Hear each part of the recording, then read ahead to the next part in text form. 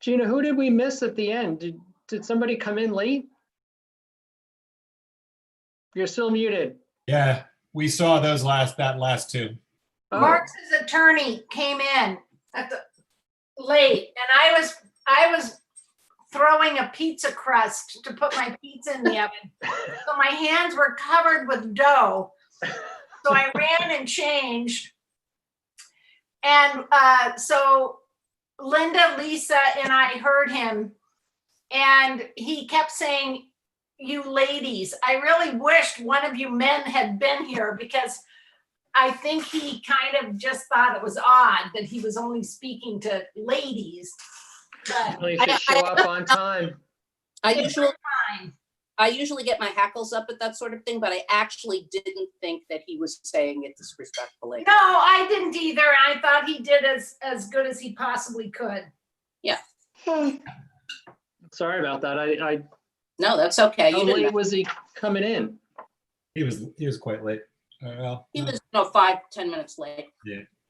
What were you guys still doing in front of your screens? No, The only one. Donna called to me. I said, I heard them pulled yell. out to Linda, who happens still to be in her kitchen. And then I saw Gina walk through the room in the back, and I screamed, Gina, come to the screen. It was pretty funny. Well, I'm glad we got to listen, I guess, or you got to listen. Right, so we don't have to put that on for tomorrow. Everyone have a good dinner? No. Enjoyable dinner? No. No. No. Did you? Don't tell us how good you Yes, I did. Leftover Chinese. It's some On the, peanut butter judge's, on the jelly. judge's desk. I enjoyed it.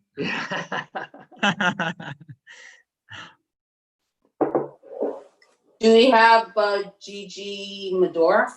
Yes. Yes, we do. Okay. Ready to go?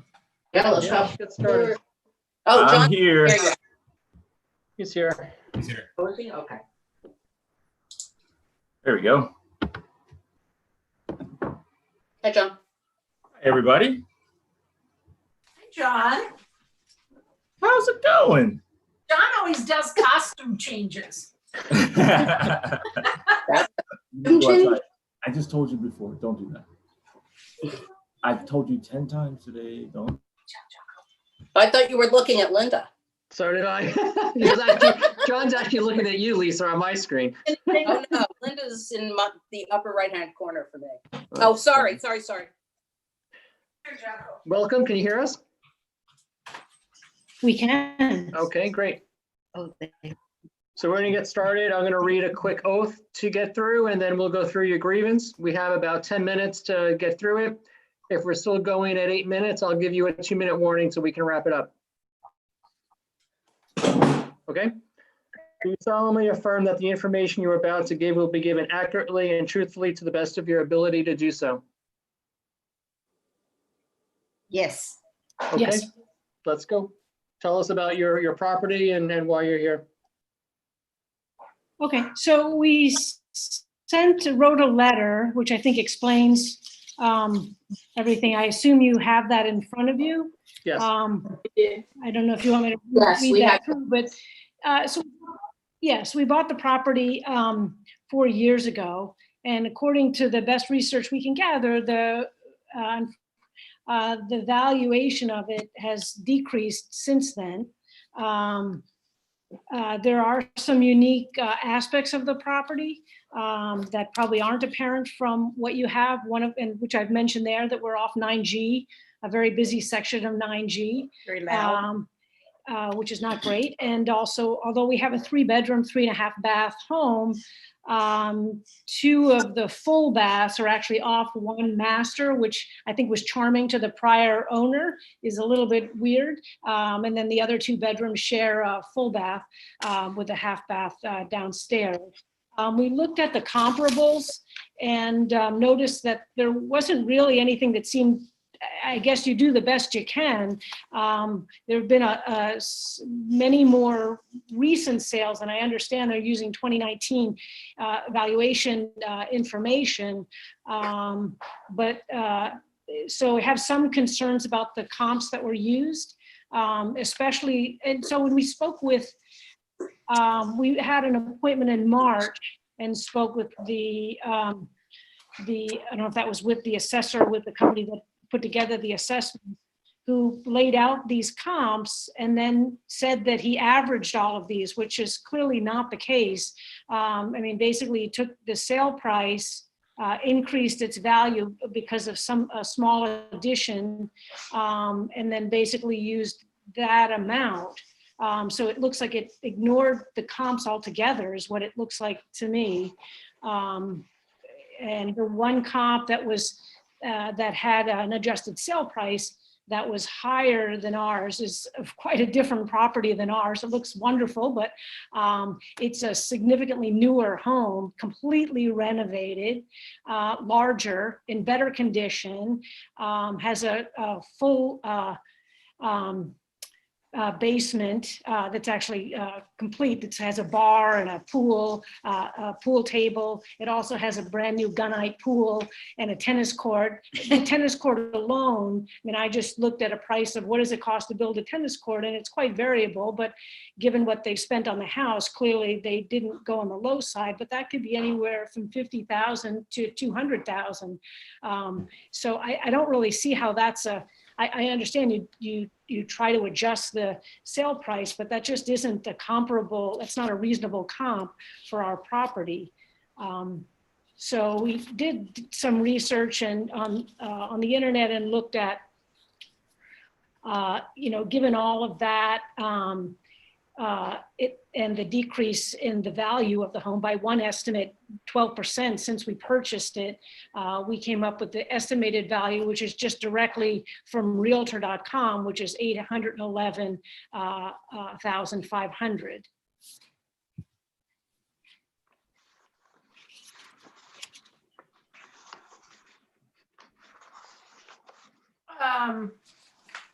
Are you Marcia?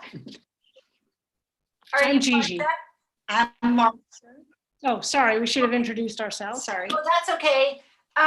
This can, either of you can answer this. The comparable that you gave at 781 Route 308 that sold in 18 for 700,000, is that in Rhinebeck, or where is that on 308?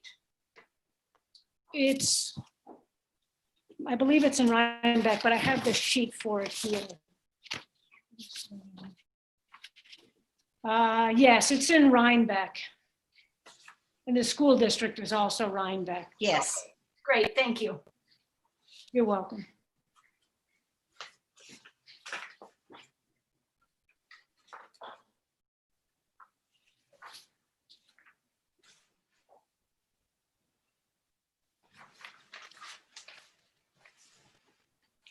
Where is this property located on 9G? What are the landmarks? Where's our property? Yeah, yes. It's about midway between 308 and 9. Midway between 308. Yeah, it's So about a mile south of the 9 and 9G intersection with the mobile station, Ruby's. It's just about a mile south of that. Oh, okay, got it. So before Peacock Estates? Is it before Yes. Peacock Estates? If you're going south, you mean? Yes. If you're going south, it's before Peacock Estates. Yes. Okay, got it. That's on the right. That's on the right side of the road, correct? If you're heading south, Yes. Peacock Estates is on the right side. Yeah. Yeah. So it's just it's a little bit, maybe a quarter of a mile before that on the other side. On the left side. So you're On the across left the, side. you're across the street from the house that just sold, and then there's a house that was on the market on the southbound side, correct? Yeah. Okay. On Well, the west they're on the northbound side. side. Right, exactly. The houses I'm talking On about were on the west, the southbound side. Okay. Yeah, we're north south. I guess we're on the East You're in side. North Downtown. Yeah. We're all gonna get confused if we talk about cardinal points. Exactly. Does anybody else have any questions about the comps or what was presented here? No, thanks. No. That's, Okay. So I think we're good. I think the next couple of weeks we'll do some deliberations and come up with a decision. That decision will be mailed out to you in first couple weeks of July by the town. Thank you Great. so much. Okay, Thank you. thank you. so much. Thank you. Stay safe. You too. You too. okay, I'm gonna have to recuse myself from this one. This is the one that I mentioned the other day where there's a neighbor of mine who had asked me about a property. I didn't realize that he was, oh, you guys can exit now. Oh, Oh, sorry. I Leave thought me. you were talking to us. No. I was consulted about this neighbor's issue before I realized that he was going to file a grievance. So I can't listen to that. I can't consider this. So I will mute myself and leave the room. Okay. I have a number 876-8128 in the waiting Yeah, room. that's not the number on here, but let's see who it is.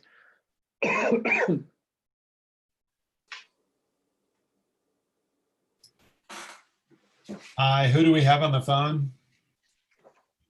Terrence Sullivan. Hi. Can you hear us okay? No, I can't hear you very.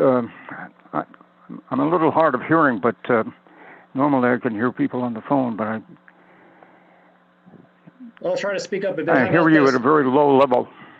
Is this any better? Pardon me? Is this any better? Well, I understood that anyway. Are you able to hear my voice a little better? About the same, I guess. Okay, then you go ahead, Steve. Okay, so I'm going to start with an oath that we're going to go through, and then we're going to go through your grievance. We'll have about 10 minutes to do that. When we get to the Okay. 8-minute mark, I will give you a 2-minute warning. All right. Okay. You solemnly affirm that the information you're about to give will be given accurately and truthfully to the best of your ability to do so. Yes, I do. Okay, so let's go through your grievance. Tell us about it. I'm sorry, I didn't quite understand that. Walk us through your grievance, through your property. Why are you here today?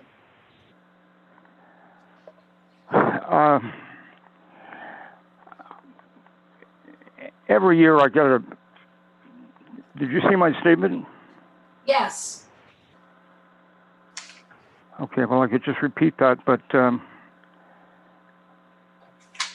I sent the wrong form to Albany instead of. I didn't realize that the local assessor's office still needed that form because I got a form and a letter from the New York State Taxation Department saying, do not take this form or send it to your local assessor, send it to Albany. So that's what I did, and I never received the form from the assessor's office. Normally somebody, if I haven't sent it in a few days before the deadline, someone calls me, but nobody called me, and I never got the form. The assessor's office says it must have been sent out, but apparently got lost somewhere. As I said, I had neighbors who reported having mail stolen out of their mailbox. They just went across the street from me, practically. Anyway, I want to have the exemption restored because I think it was through no fault of my own that I didn't properly reply with the right form to the right office.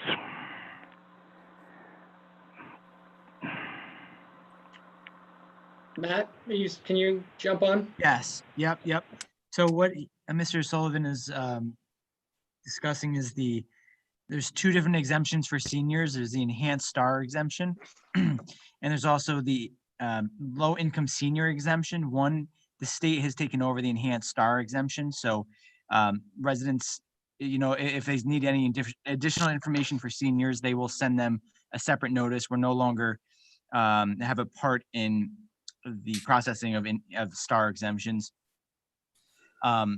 The low-income senior exemption you have to reapply for every year by March 1st. We send renewals, and we need the application as of March 1st. So that's the exemption he's talking about, and has the application for, as well as the denial letter.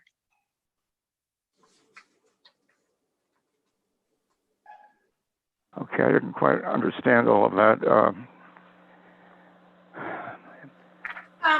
Mr. Sullivan, do you have anyone in your immediate family that can help you with things like this? No, unfortunately, I don't. But I think I've filled out the forms that I was told to send in for your consideration.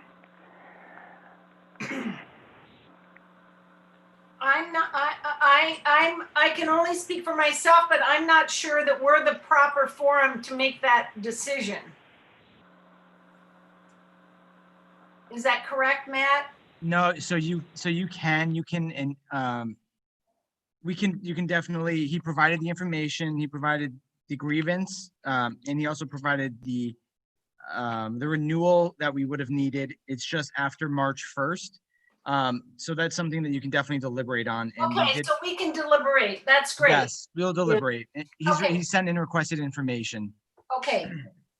Okay, Mr. Sullivan, we'll be able to deliberate this, and you'll be getting a letter in early July. All right. Okay? We But in the appreciate- meantime, there's nothing for me to do. No, you're good for now, and watch your mail. We'll make sure we get the correct address, and you should be hearing something in mid-July at the latest. All right. Thank you, sir.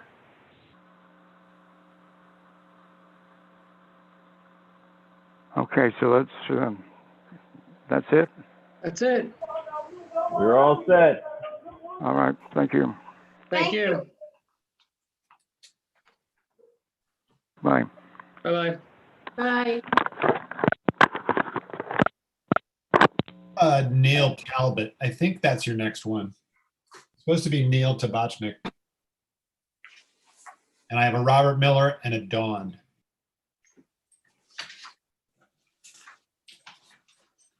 Miller's probably the second one. Yeah. So I think Neil Talbot is Yeah, let's try that.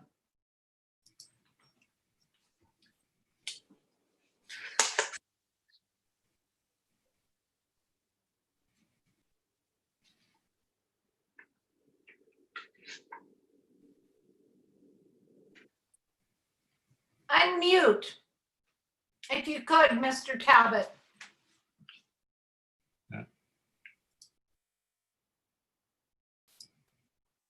You have to unmute again. There you go. Okay, good. Let me turn this off so you don't get my phone interference. Okay, so let's get started. I'm going to read a quick oath for you to agree to, then we'll talk about your grievance.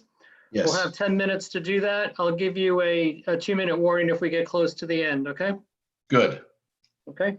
You solemnly affirm that the information you're about to give will be given accurately and truthfully to the best of your ability to do so. I do. Okay. Tell us about your property. My property, I have been at this property over 30 years. Sir, I'm sorry to interrupt you. What's your name? Neil Tabachnik. Neil Tabachnik. And is it 4 Kimberly Drive that you're Yes, it renting? is. That's correct. That's a good Sorry, thing. sorry to interrupt you. No. It's good to get that straight. And I actually went before the grievance committee. I don't think it was that long ago, although the records I had gotten from somebody stated it was 6 years ago. When we had the assessed value of the house set, agreed to and set at $242,000.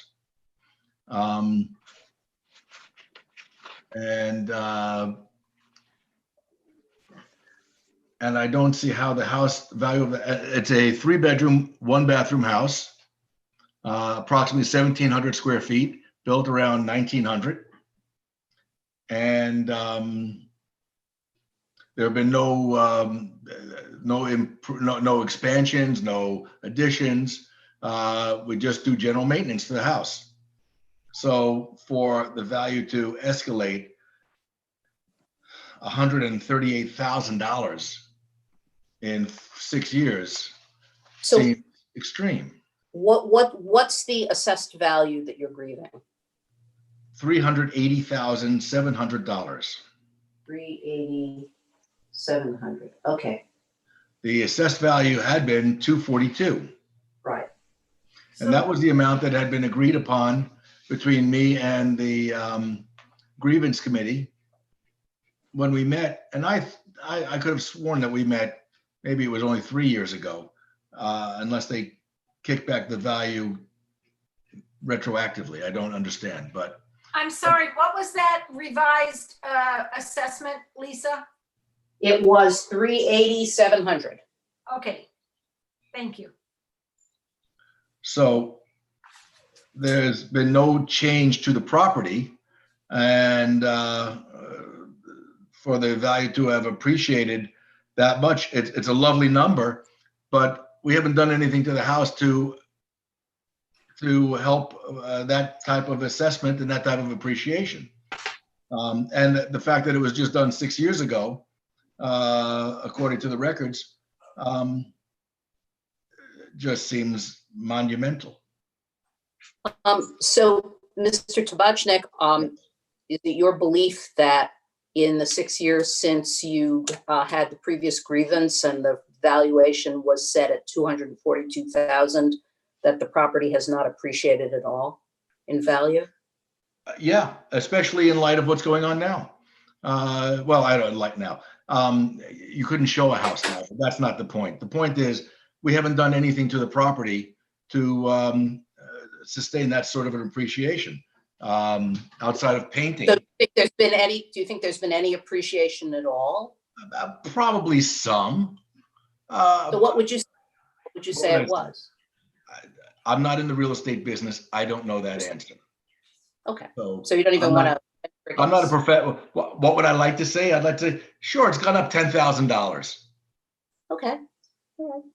That, not being in the real estate business, sure, there's been something, but not, 138,000 is a 50% increase in the appreciated value of my house. And that's just above and beyond what I think makes any sense. So sure, there's been something, but I think that number needs to be reviewed, and that's why we're talking today. Mm-hmm. Do you have any comparable properties that you'd like to direct our attention to that would help us to compare it to your own property? Unfortunately, I don't. Because we only have a 3-bedroom, 1-bathroom house. The other comparable property, I haven't found anything comparable in the area because they're all much larger homes. Okay. Everything I've seen has 2 or 3 bathrooms, and they're newer homes.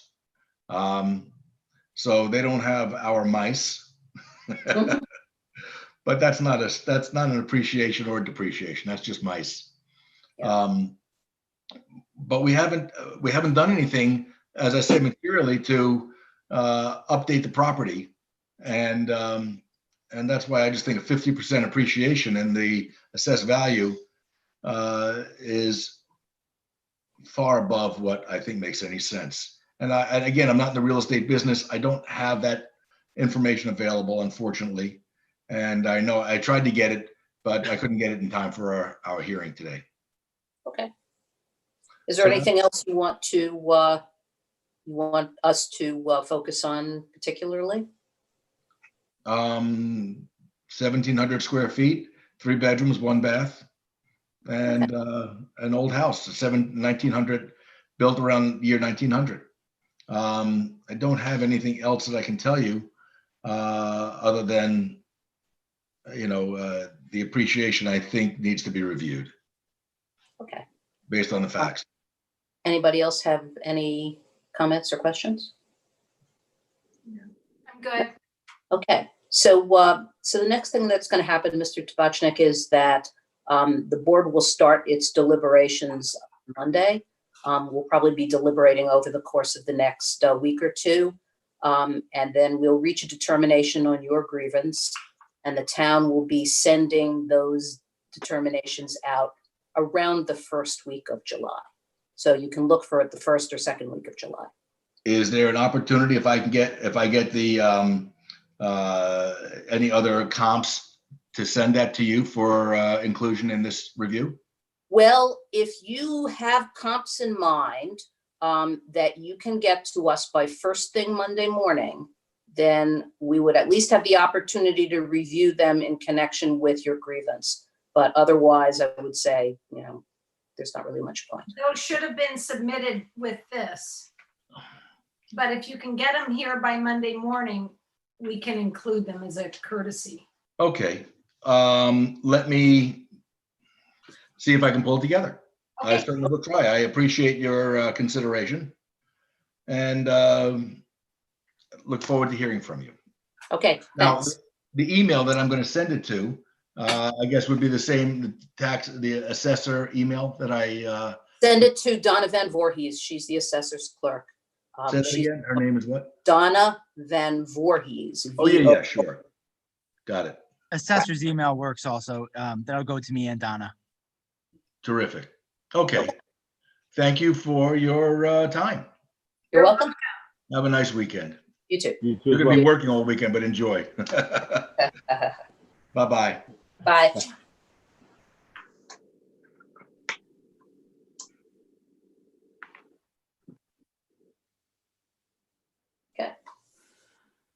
Yeah, I've got a Robert Miller. Okay.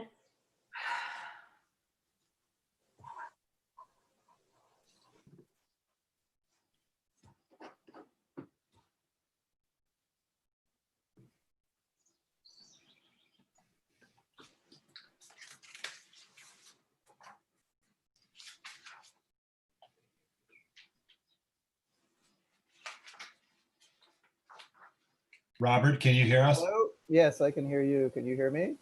Yes. Okay, good. I'm going to read you a quick oath to get started, and then you go through your grievance. We'll have about 10 minutes to talk. Okay. At the 8-minute point, if we're still discussing, I'll give you a 2-minute warning, okay? Okay. You solemnly affirm that the information you're about to give will be given accurately and truthfully to the best of your ability to do so. Yes. Okay, so tell us about your property. So the property in question is my mother's house, 60 Livingston Street. It's a 2-bed, 2-bath. I guess you would call it a cape. She has dementia and she has moved out to Portland, Oregon, where I am, and is living in assisted living right now. The question about the market value of the property. I had never heard anything over the figure 285. The last time we spoke to a realtor about it was 2 years ago, and that was the figure that was talked about.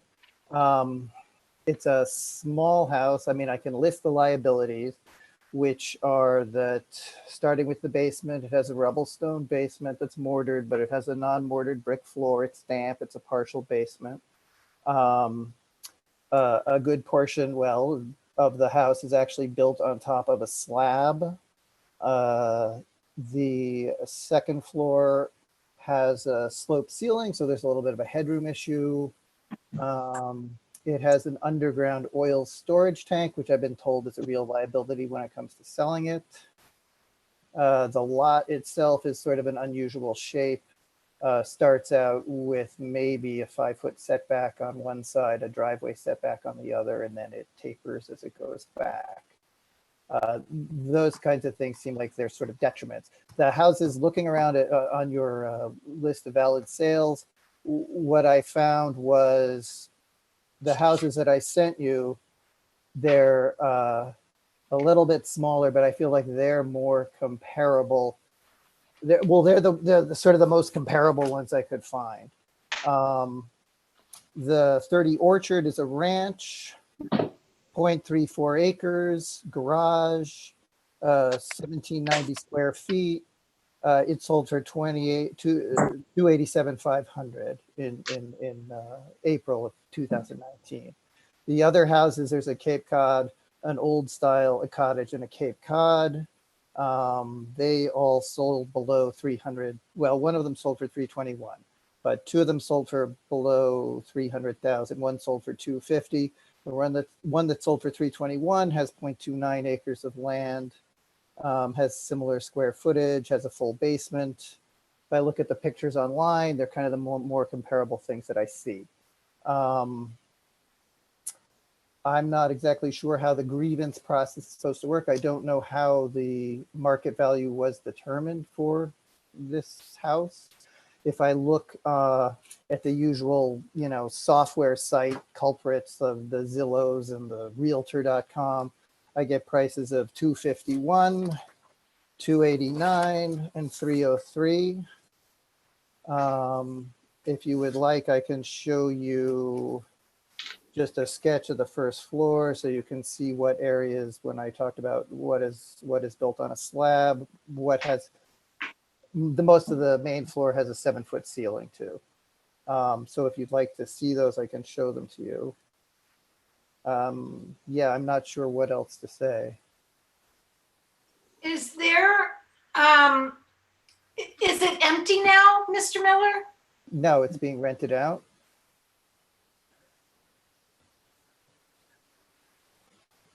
It's been rented out for about 4 years.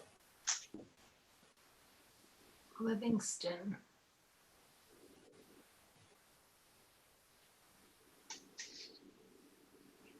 I'm just trying to get a visual of it. Okay. Do you share desktop?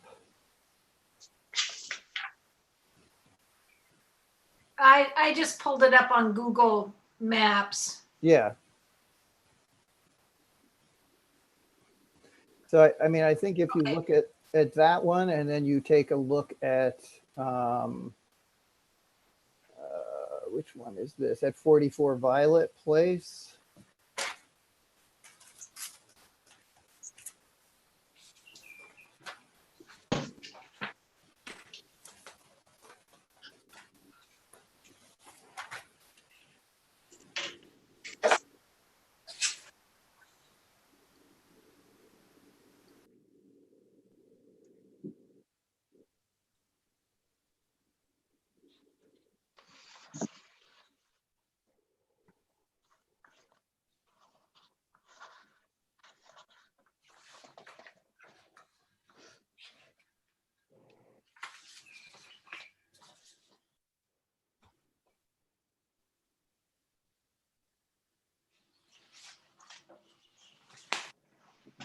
I would estimate the amount of full basement at something like 200 square feet.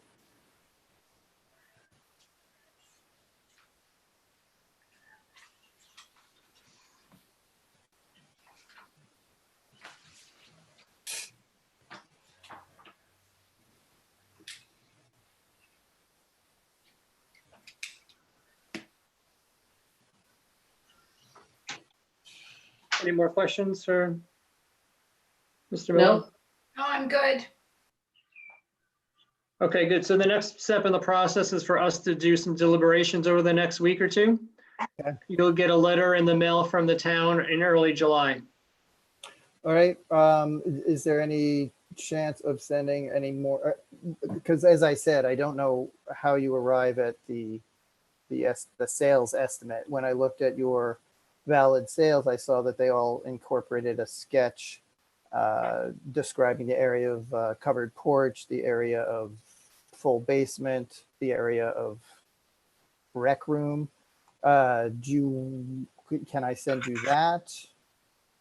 You can send us whatever you think would help, with your assessment. All right. We should have it though by first thing Monday morning because we're going to start our deliberations on Monday. Okay. All right. Is there anything that you can think of that would help me communicate the market value of this place? Because I don't really know how you go about it. It seems like these things are sort of idiosyncratic, especially this house, because it is small and it is probably, well, I don't know. It just seems like it's sort of an unusual house to have such a high price tag. But then, so is there anything? Because I want this to be accurate. I mean, because it's kind of critical for my mother's financial situation. Do you know when it was built? No, I mean, the original house was a well, I don't know for a fact, but was reputed to have been a boiler room for the lavender greenhouses. So I think it has been an accretion over time. My mother did some remodeling work, and I think that was in 2005. But as to its actual year built, I really don't know. We have 1930 on file. That could be. Thank That you. might have been the first time it was done over as a residence. Okay, thank you. All right. Okay, very good. Thank you very much. All right. Good luck. Thank you. You too. All right. Thank Take you. care.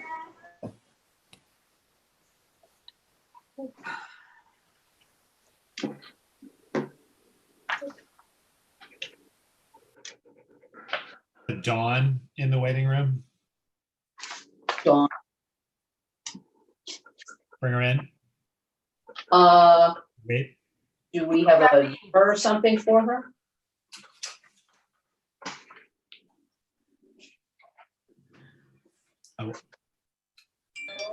Who's in the waiting room? Should we have Rinaldi in the waiting room right now? No, we have all I see is the name Dawn. Hey, can you find out who it is? Bring her in. Bring her in. Yeah. We're waiting for Joe Rinaldi. Maybe. I'm looking online right now. Please call me. No audio. Okay. Hi. Can you hear us? Yes, we can hear you. Okay, What property are you here about? Hello, can you hear us? No, you can't hear her. It's they did not join on. Wait a second. Where did they go? You're muted, Dawn. No, she's good. Oh, she's. there you go. Hi. Hi. Hi. What property are you here for? Well, it's Glenn here. I'm going to let This him is- because it's for Glenn. It's Sorry. Glenn Birnbaum at 110 Stone Church Road. Oh, Oh, we're out of order. We don't have an application, I don't believe. Now, listen, the problem is I sent in for the thing and it said strongly, I didn't even know about this P something form and it says strongly suggested. It never said it was mandatory to do this RP 524 form. Well, we never received it and we can't consider your grievance without a submission. We're not permitted to do that. Okay, I understand that. It's just, I wish the thing was a little clearer because like I said, it said strongly suggested, but didn't say it was mandatory to do so. I only got the email. I don't even use email. And I wound up getting this email tonight when I was trying to sign on to I thought I had an appointment with the meeting and I was set to go. I didn't know nothing about this RP 524. Sir, if you look I'm not a online- technology person, so if you look online, there's a really good there's really good information as far as how to file a grievance in New York State. You can type that in on the New York State Department of Taxation and Finance. There'll be an article, and it lays out exactly for you as a resident how you can proceed in filing a grievance each year after May 1st. So if you type in Google how to file a grievance in New York Hi, State, sir. They're just speaking with somebody right now. I'm just waiting for them to finish and then I'll put you through, okay? that's what will I populate. didn't want you to think I forgot you. So I think I read that and it said, like I say, it's clearly said, we strongly suggest you fill out a RP 524 form. Strongly suggest is a long way off from you. If you don't fill out the RP 524 form, you can't have an appointment. It has to be filed on grievance day in order to, it's real property tax law. Where is that where was the notification? Like, where was the mail saying, here's your form or application that you have to fill out? Like, with everything being closed down, Glenn usually walks into the town hall and we have to move on. We have to take grievances of people who submitted their materials. I'm sorry, we can't continue this conversation. All right, well. Okay, thank you. Yeah, thanks for nothing. Could you please leave? I have Rinaldi on my phone. He is your next one. Okay. Okay, send him through. Yes. Mr. Rinaldi? Yes. Okay. The grievance board can hear you. Okay. All right. Thank you. You're welcome. So I'm going to read a quick oath for you to agree to, then we'll go through your grievance. We'll have 10 minutes to do this. At the 8-minute mark, if we're still discussing, I will give you a 2-minute warning. Okay. Thank you. Do you solemnly affirm that the information you're about to give will be given accurately and truthfully to the best of your ability to do so? Yes, I do. Okay, so let's talk about your property. Tell us why you're here. Okay. My feeling is that when I compared the assessed value, the new valuation of my home to homes along Livingston Street between Mulberry and Beach, the only homes that have a higher assessed value are 2 homes that are much bigger and on a larger plot. And when I compare my house to similar houses along Livingston Street, it seems the value that I have been assessed for is out of line with the other homes. In my forms, I attached a list of those homes along Livingston Street. I also added to that homes that are either for sale right now and what their values are for comparison, and also homes that have sold within the last year, also for comparison. I'm hoping that it's clear enough for you to understand. Also, another thing, today I was able to get on to the parcel access site, and I noticed that my home is listed as a 4-bedroom, and it's actually a 3-bedroom home. I also said that in a letter that I include with my forms. So that's why I'm questioning the new assessed value. Everything is explained with my what I submitted, and I really don't have anything else to add. Thank you, Mr. Rinaldi. Was it ever a 4-bedroom? Oh, did he leave? At one time it was. There was a small bedroom that we had removed the closet and turned it into more of a den than a bedroom.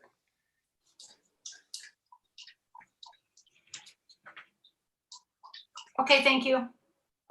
Mr. Rinaldi, of the comparable properties that you've identified for us, which one or which ones would you say are the most similar to your house? Well, it's along Livingston Street. It's the only Cape Cod style house. I did list there is a house for sale that's a Cape Cod on Chestnut Street. And which one is that? It's for sale right now, and I did include that. Which one is that? Which is considerably less than mine. But as far as size of the house and plots. It's similar in size, but a completely different style. It's only a 1.5 story house. Which house? Which house is that? My house? Yes. It's 61 Livingston. No, but which house is the one that you were talking about? That was the other Cape. That is for sale. Is that 35 Chestnut? List here. It's 38 Chestnut. 38. 38. He might mean 35. Do you mean 35? We don't see a 38 on here. Look again here. Oh yes, 35. I'm sorry. Okay, that's fine. And Mr. Rinaldi, is your home the brick with the beautiful gardening? Yes, that describes. Beautiful. You're talented. Well, actually, my late wife, she passed away last year. That was her passion was the gardens. Nice. And what she had started. Okay, that's. I thank you, though. Anybody else have any more questions? No. Okay, so the next step is we will deliberate in the next week, and we will get a letter out from the town in early July with the decision. I appreciate that. Thank you for your time. Okay. Thank you. You're welcome. Okay, bye. Bye.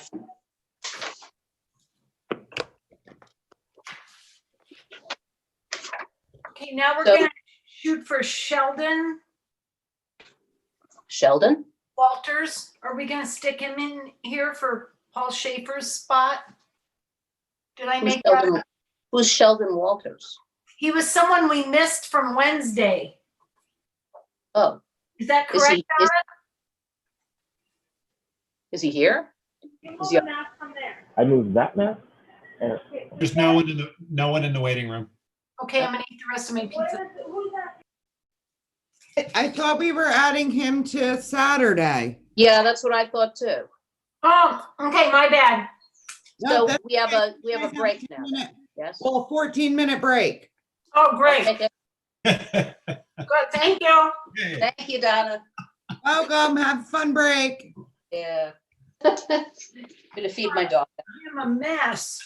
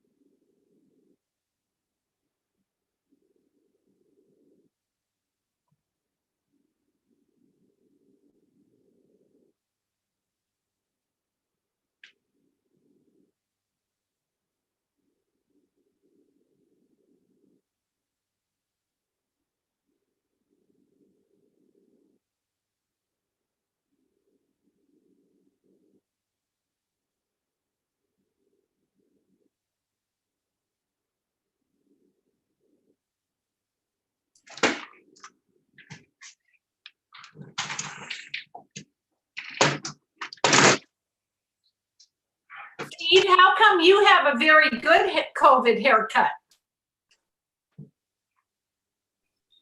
You're muted.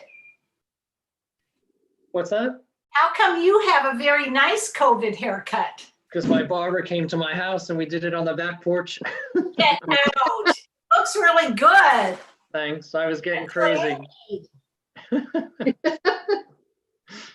I will say he's from Kingston though, so but he's not the guy that was working out of the back of his house.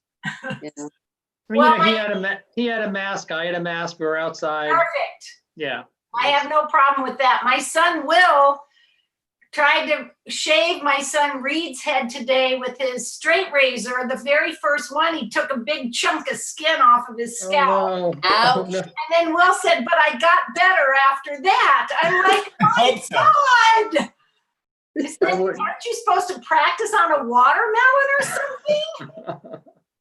So Gina, did you figure out which one of your bald sons picked up? It was Jack. Yeah. I think he was trying to protect you because when he saw the box on the doorstep, he opened it, looked in it. It's like, you don't need to worry. I'm not going to blow up. An abandoned baby or a lost animal. Right. Right.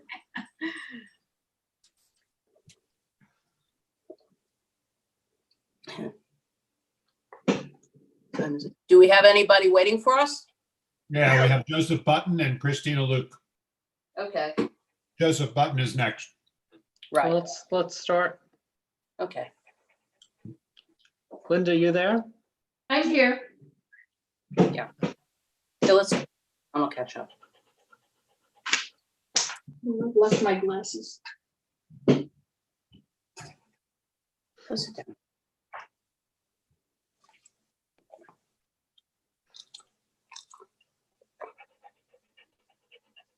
Or just unmute yourself there, Joseph, bottom left. There you go. Got it. Can you hear us? I can, yeah. Hold on one sec. Let me. I haven't used Zoom on this computer. I use Teams for work. Let me just bounce you up here. All right. Okay, so we're going to start with a quick oath and then we'll get into your grievance. We'll have 10 minutes to go through it. If we're not done at the 8-minute mark, I will give you a 2-minute warning. Okay. Okay. You solemnly affirm that the information you are about to give will be given accurately and truthfully to the best of your ability to do so. Yes. Okay, great. So tell us about your property and why you're here tonight. Yeah, we have a one-family residence just inside the village on 30 Knollwood.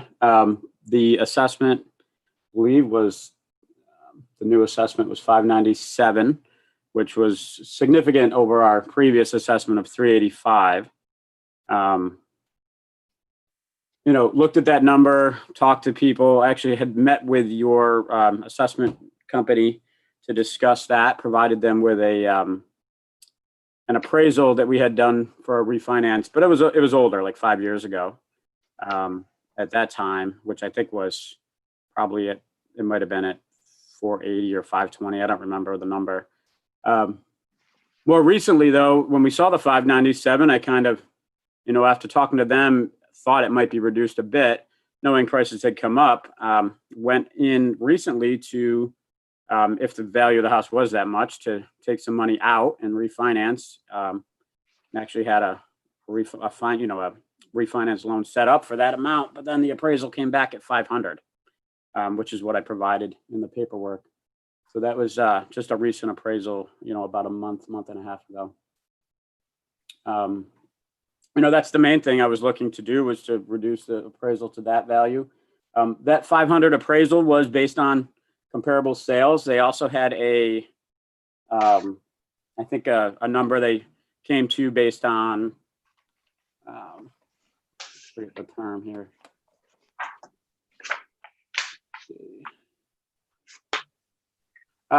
They do a sales comparison approach and then a cost approach. So the cost approach was a bit higher. It was 509, 700. So, you know, I was looking to basically look for something in that range for a reduction. As far as comparables, you know, we have a few properties immediately adjacent to us that, and I don't know, should I be giving property names or Sure. owners? You can give us Just the address. Address is Okay. fine. Sure. There's, our neighbor immediately adjacent who lives in the same lot size, but a much newer house, 36 Knollwood Road. That's Justin Cole. They're basically identical sized house, identical lot. It's about 7 or 8 years newer, I believe. And their appraisal, I think their number now is 540. And there's also on the other side, our other neighbor, 24 Knollwood Road, sorry. Jacqueline DeSicco. That's a much larger house, much larger lot. It's a little bit older than ours. We actually almost bought it. At the time was 120,000 more than ours when we bought. That's appraised. What's the address? I'm sorry, what's the Oh, address? sorry, 24 Knollwood. Okay. And so now they actually have an in-law apartment, which I think is a separate, they use it for Airbnb, and that's 530, 300. So just based on the comparables around and that, the appraisal, the bank appraisal that was just done recently, that's the evidence, or that's the support, I guess, for the reduction in the value that I'm looking for.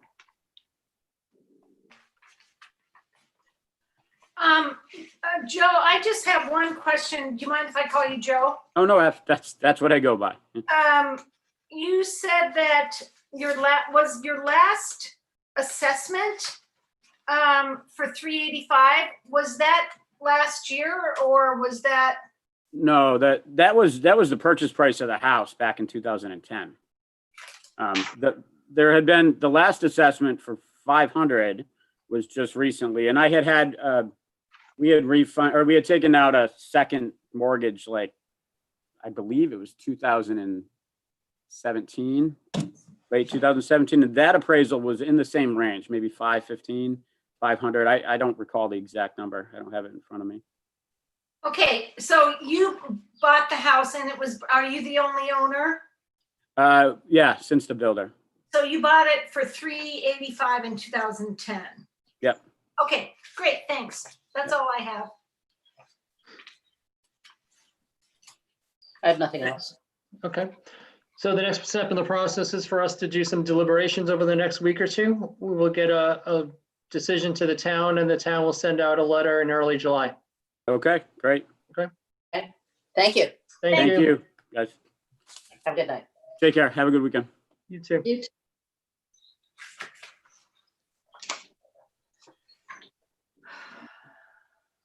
Oh, yeah. So Fred, you said that Christina is here? Yes. Is everybody ready? Yep. Sure.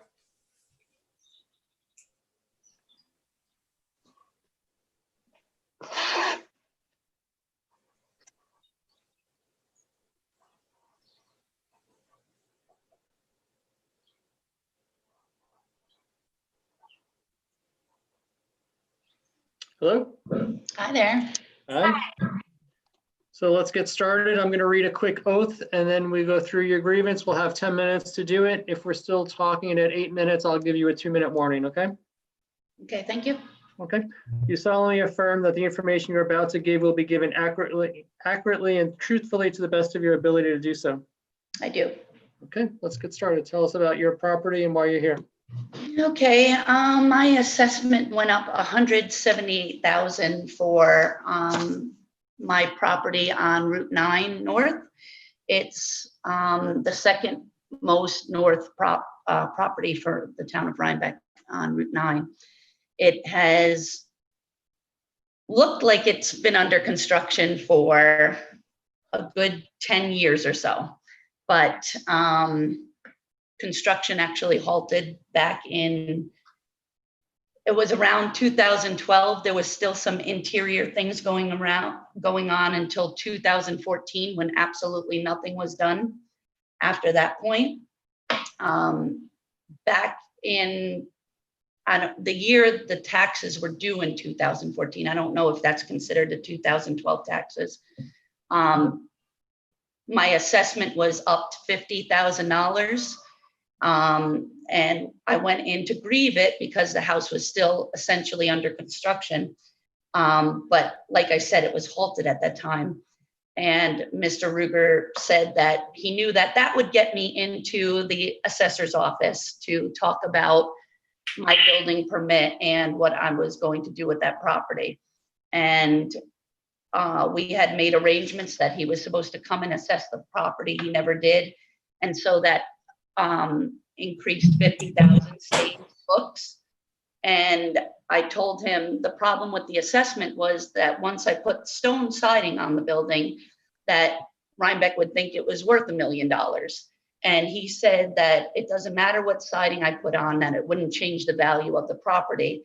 And I asked that it was, that they discerned between the land value and the house value. And at the time, Mr. Ruger had said that there was no differentiating, that it was one property value. I'm not sure if I accurately understood that, but there was no breakdown as to what the property was worth and what the house was worth. Back in the 2007 taxes, which were paid in 2009, it was assessed at 119,000 and it was listed as land with improvements. I had started the foundation at that point. In 2009, I got the construction loan, and it should have been essentially finished, I believe, in a year and a half time, so by 2011. So 2012, I was assessed at a virtually complete house. In 2008, the taxes paid in 2010. The category changed from vacant land or land with improvements to a one-family residence. And that had increased the assessment about 70,000 that year. And then another 34,000 the following year. And then it stayed at 180,800 listed as a single family residence for the following years. The land assessment as of 2012 said that the property was assessed at 230,800.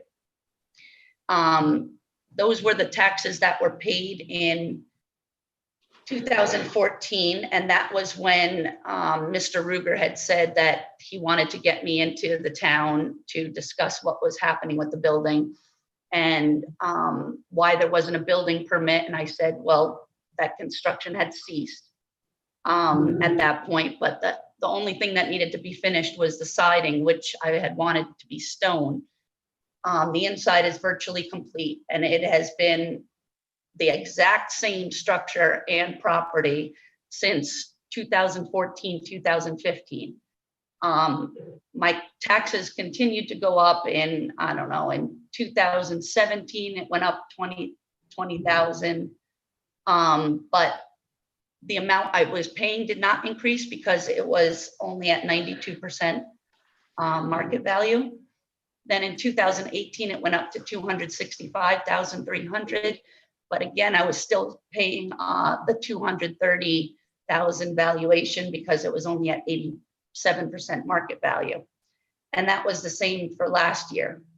Then this year, well, actually in July of last year, Tyler Industries sent a letter of what the property description was, and it was entirely incorrect. They said that it was correctly that it was built in 2009, but that there were 1,720 square feet, and it's nowhere near that.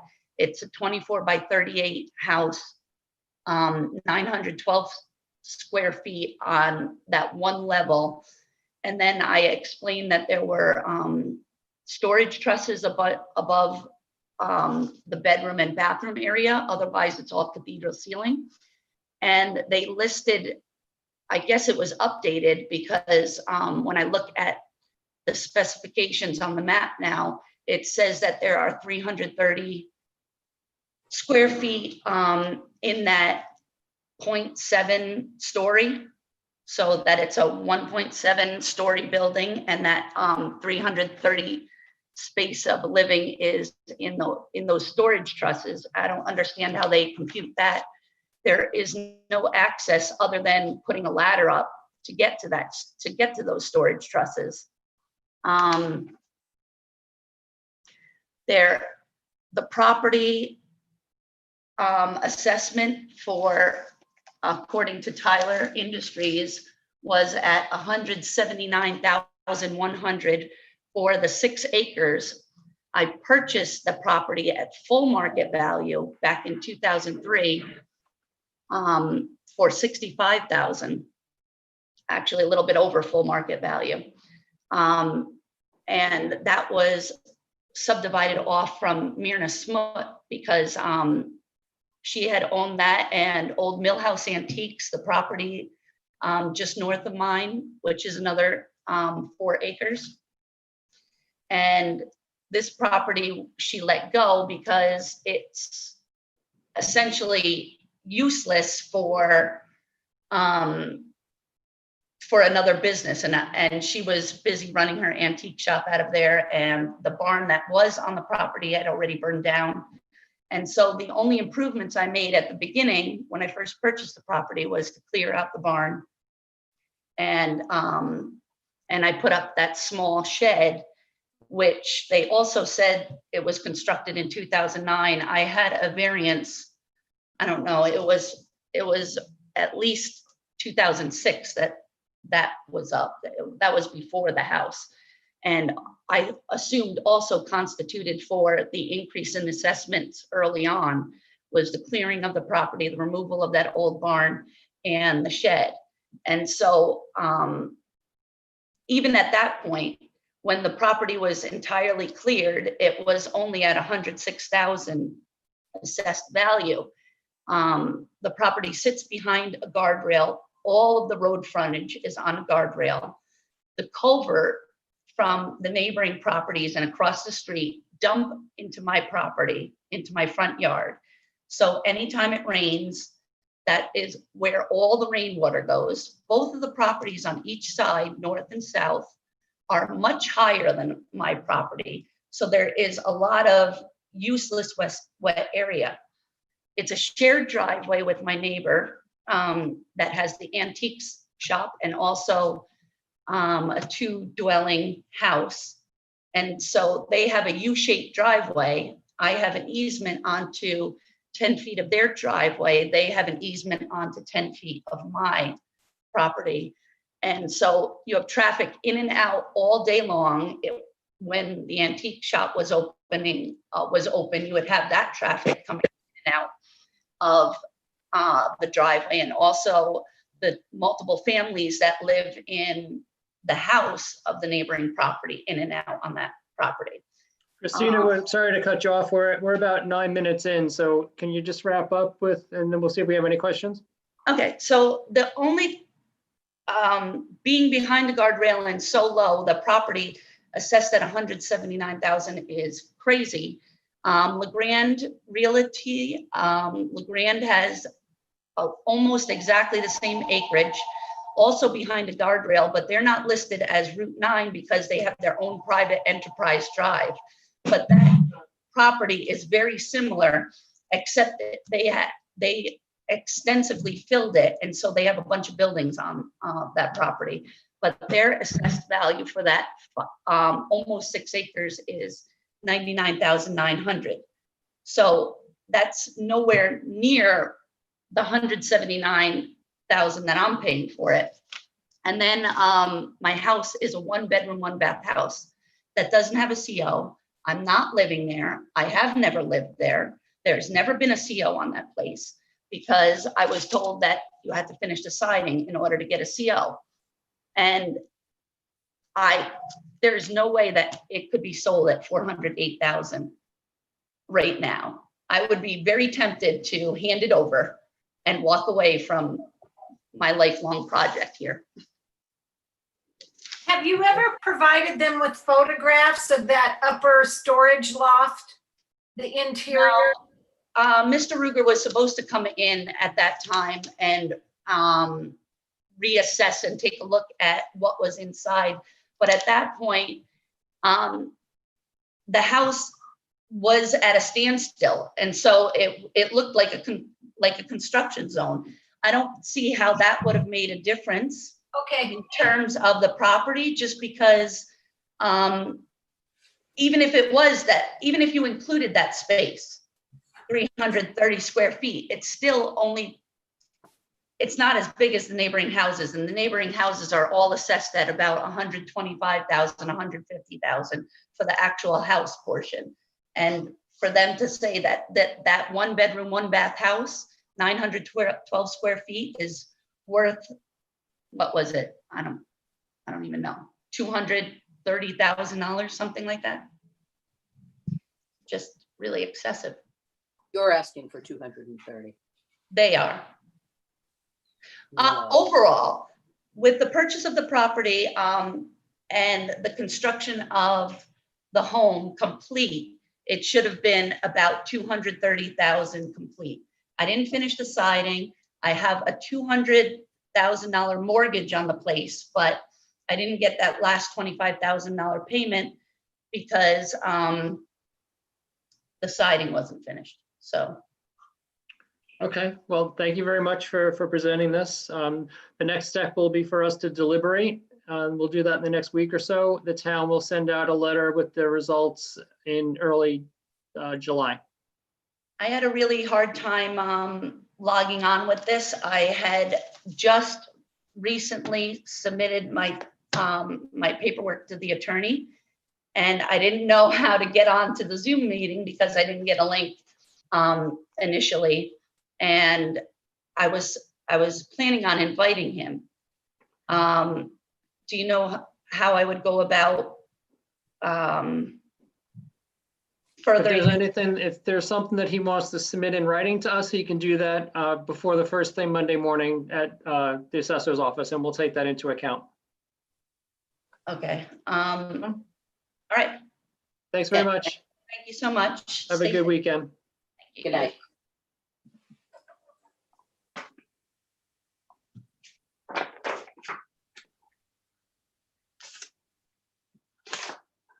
Lynn Gentile, do we have her?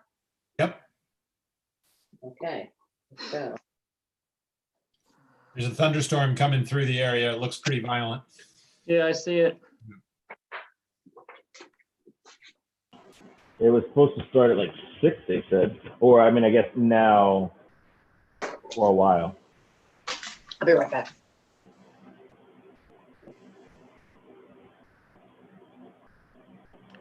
Lynn, can you unmute yourself?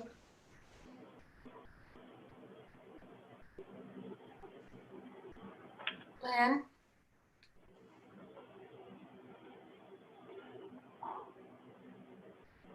Lynn, we can't hear you unless you unmute. Okay, am I unmuted? Yes, you are. Good, okay. So we're going to get started with a quick oath. After that, you will have 10 minutes to go through your grievance. At the 8-minute mark, I'll give you a 2-minute warning just to let you know we're getting close to the end, okay? Sure. You solemnly affirm that the information you're about to give will be given accurately and truthfully to the best of your ability to do so. Yes. Okay, let's get started. Tell us why you're here. Well, I sent the paperwork over. I had some comparables that I looked at as far as the assessment and other people that were assessed and compared it to our home. And there were a few things that really stuck out. One is we're on a major highway, no basement, no garage. There's 2 bedrooms. There's like a total of 4 rooms altogether. And so a lot of the 4 homes that I sent over to the town, one has an attached garage and an enclosed porch. Another has an attached garage, pool, and porch. A full basement and that's why I thought that we were assessed quite a bit too much, because first of all, we bought the house for 105, and it collapsed due to a snow collapse of the roof. The whole house collapsed, the walls, the sidewalls, everything. The insurance company gave us 45 to 50,000 to rebuild. So that's basically why, in a nutshell, why I thought that it was maybe the assessment should be around 175.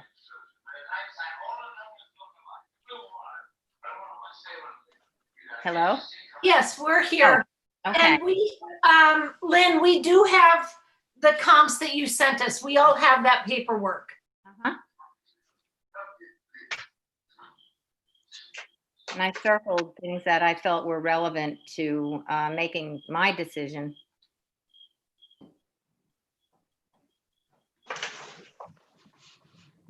Did you make the repairs to the property after you got the insurance payment?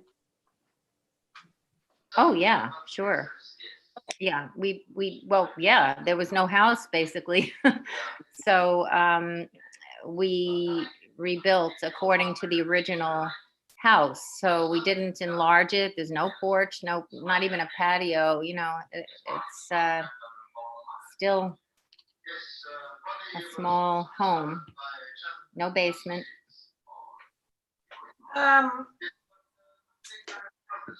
Your house, I'm trying to look it up. So it's that house right before White Schoolhouse Road. It's right on the corner. Yes, right Yeah. on the corner. You can enter on White Schoolhouse Road, right? Got it. Okay, and how many acres? Well, it's right around 1. I think it's 0.97 or something like that. Okay, good, thank you. That's helpful. Sure.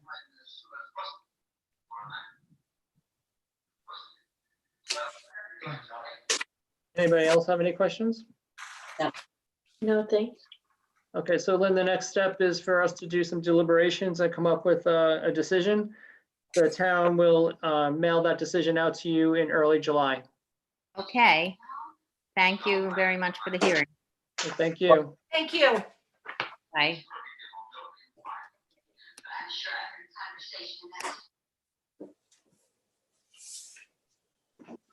No one in the waiting room.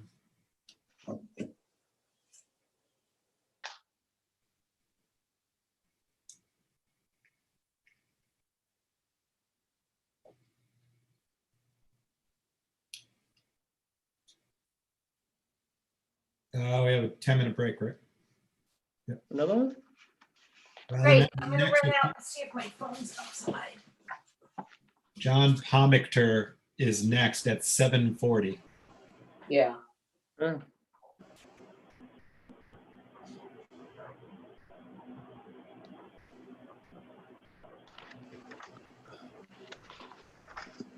Oh, we've got 20 minutes, right?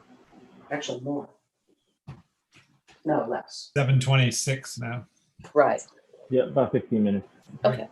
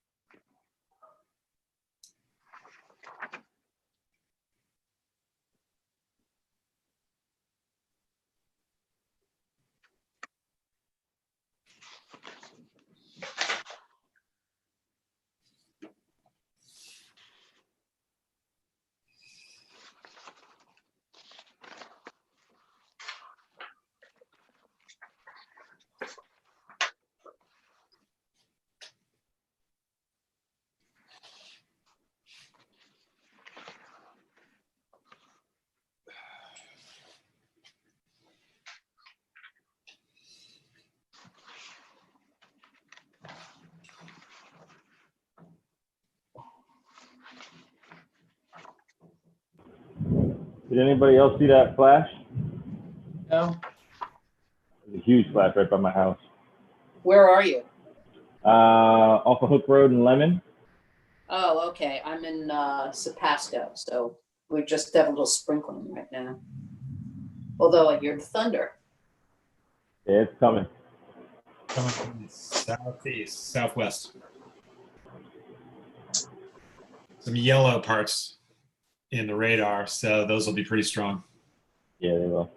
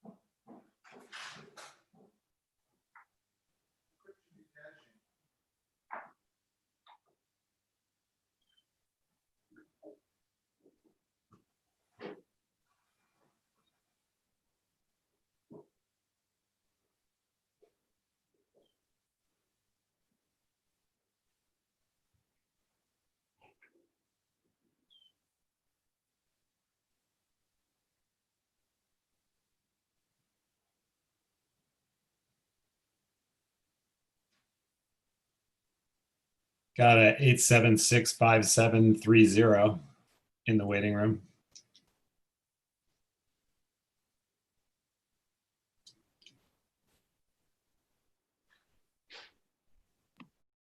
Yeah, that's them.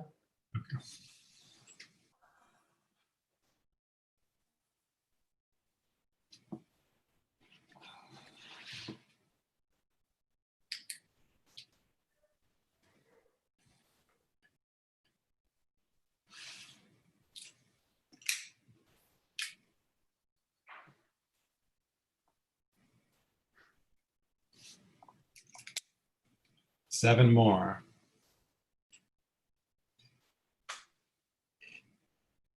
It seems unreal that we have 7 more left, but it is 7:30. Still looks like a thick pile here to me. Yeah, it does. Oh, that's also tomorrow. Yeah, I wasn't I wasn't counting tomorrow. Oh man, how many did we have tomorrow? Just a couple, right? About an hour's worth, I think. So 7 and maybe 1 or 2 add-ons, but maybe just 7. Right, and we're starting at 11, right? Yeah, a little bit. I'll start up the meeting earlier than that. The first appointment is at 11:10. Val Kilmer. That's a great name. Mm. It's Valerie. Sorry.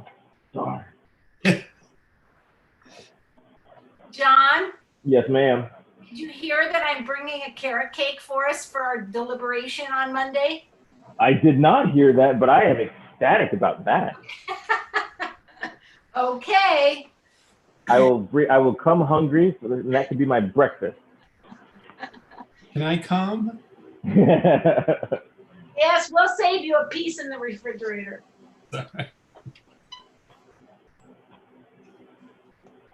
This whole process fascinates me. It's pretty fascinating.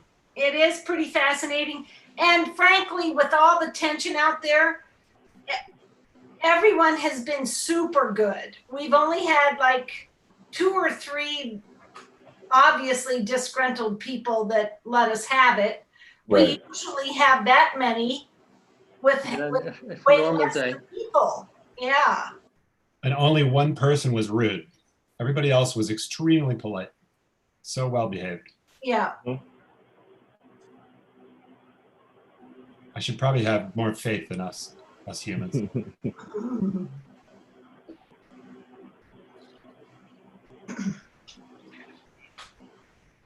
Linda there? Can we get started or? Linda's not back yet. Yeah. But you have 3. We do have 3. You want to start, you guys, or do you want to wait? I'm okay with that. Okay, let's bring her in. And there goes Matt. Hi, who do we have on the phone? Sue Ellen Pomacher. And John Pomacher. Welcome. You are? We are the Board of Assessment Review. You have Steve Jenkins, Gina Fox, John Berry, Lisa Rosenthal, and Linda Merloverly. Okay, you could see some of the paperwork we submitted. Before we get started, John, let me just go through a quick oath and then we'll get started. We'll have about 10 minutes to go through it. If we're still talking at the 8-minute mark, I will give you a 2-minute warning. Okay? Okay. You solemnly affirm that the information you are about to give will be given accurately and truthfully to the best of your ability to do so. Yeah. Yeah. Okay, so let's get started. So tell us about your property. Excuse me? Go walk us through your document. Okay. Okay. Well, we took a look at properties that are for sale and some of them that have recently sold and compared them to some of the properties in our area, comparable, and the newly assessed market value versus what they're currently listed for. And as you can see, the 2 examples are, let's see, 2 Carolina Drive, which is assessed currently for $558,100. It's been reduced a couple of times, been on the off and on the market. They haven't been able to sell it right now. It's listed for $549,000. The other one is 46 Well-Trumper Drive. The newly assessed market value $914,000, and the current sale price is $875,000. These are below the newly assessed market values, And then we took a look at other, And, you know, these are the ones that are closest in our neighborhood. And I can tell you that our neighbors on Carolina, we know them personally, and they still haven't gotten any bites on their property.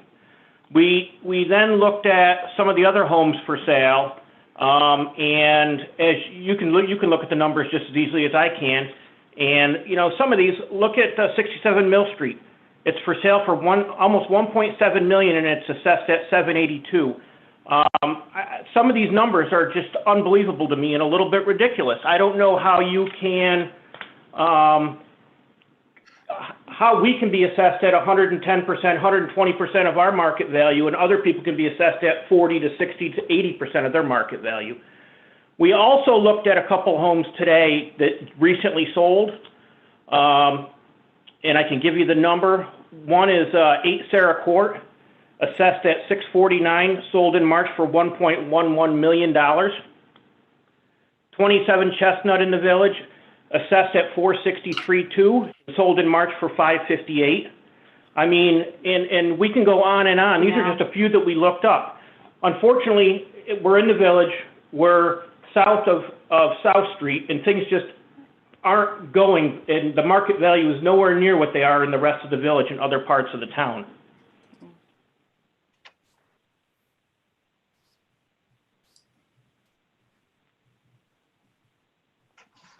So I guess that's our argument. When did you buy your house? We bought it in 2005. the height of the market, and we purchased it for 566 or 560. And so we're above what we purchased it at, but. And we couldn't get nowhere near that right now. We have neighbors who can't sell their home, and they've been trying. And it's where we live. It's not apples to apples here. The Village doesn't mean a bigger price. We're south of the Village, and we just don't have the home values. Stortini, I hate to bring it up, but also has a reputation. The home values just don't rise to, where they should, but we're not in the heart of the Village either. Our location, although it is good, we are near the school, it's still not the creme de la creme spots on Chestnut and Livingston. But I feel that that's kind of how, when you're going to do assessing, that's what you just take the broad spectrum of it all, but there are niches. Right, and these numbers don't appear to be. But we look at a lot of other homes. In any case, fair, where everyone is at 100% of what their fair market value should be. Yeah, we looked up a lot, and we were just kind of shocked at the discrepancies between the assessed values and the listing prices, and some of them, the sale prices. And we looked at the homes too, and I'm like, yeah, our home doesn't look anything like that. So that's, we want to pay our fair share. We've never contested our assessments in the past. This is the first time we've ever done it, and to me, I just feel like we're fighting all the time over here, and I'm tiring of it, quite honestly. That is the way of the world, but we want to be treated fairly. We want to pay our fair share, but we also want to be treated fairly. And I don't see that when I start looking at all the other homes that are selling in the $1 million range, $1.5 million, and they're being assessed for $100,000, maybe $150,000 more than our home over here. So that's our case why we're presenting to you today. So I just want to make sure I have this correct. You bought your house in 2005, and you're thinking that it's only increased $6,000 in 15 years? No, we think it's gone down many thousands of dollars of value in 15 years. We bought at the peak of the market. Yeah, and we're looking at also why, we would like an explanation then, if we're going to go that route, why are these homes that are being assessed for 600, and let's take Sarah Court, that was assessed for 649, but sold in March for 1.1 million. I mean, give us a comfort level of why we're being assessed at the 110% mark or 120% mark, and these other homes are being assessed at the 60% mark. give us a comfort level of how that's happening. I thought the whole exercise of this was to go across the board. Right. To make things fair, and I don't see that happening. I see what it is. I see the middle class here carrying the load for the people who can afford the $1 million and $1.8 million homes. So, I mean, I just want to explain to us. I think our home value has gone down significantly since we bought in 2005, if that's your question. It certainly hasn't gone up.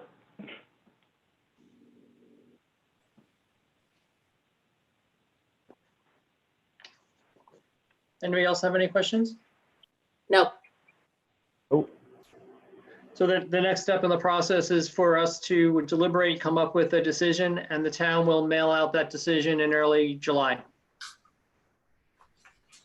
Okay. All right. Thank you for your time. You're welcome. Thank you. You have a good one. Bye-bye.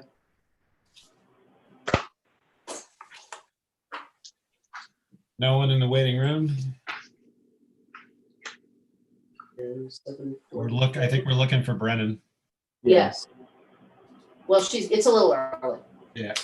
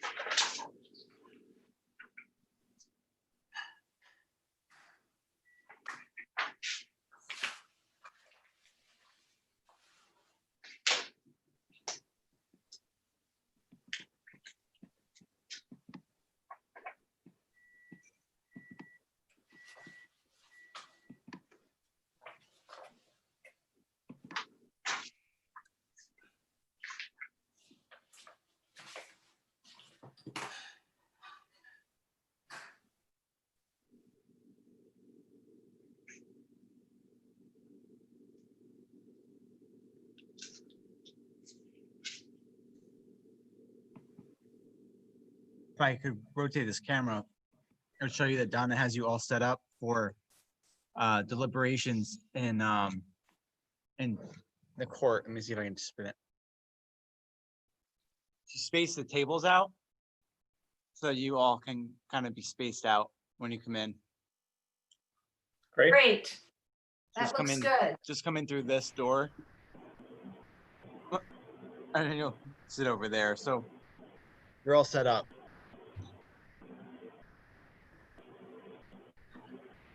Are we allowed to take off our masks to eat a piece of carrot cake? Absolutely. We just won't tell Elizabeth. Yeah, right. Unless she's listening right now. We'll save a piece for her. That's right. He was watching on Wednesday. Yeah, it's true. I know. I got a phone call. There's one person watching now. No idea who it is. I can't determine that. Ah. I hope it's Hollywood.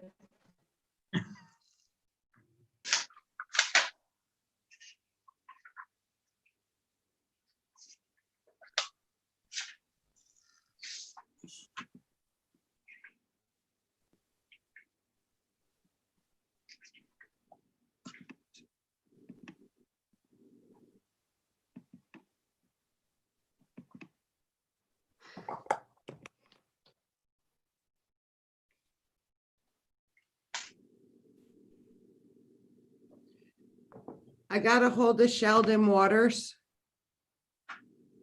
Or Walters, sorry.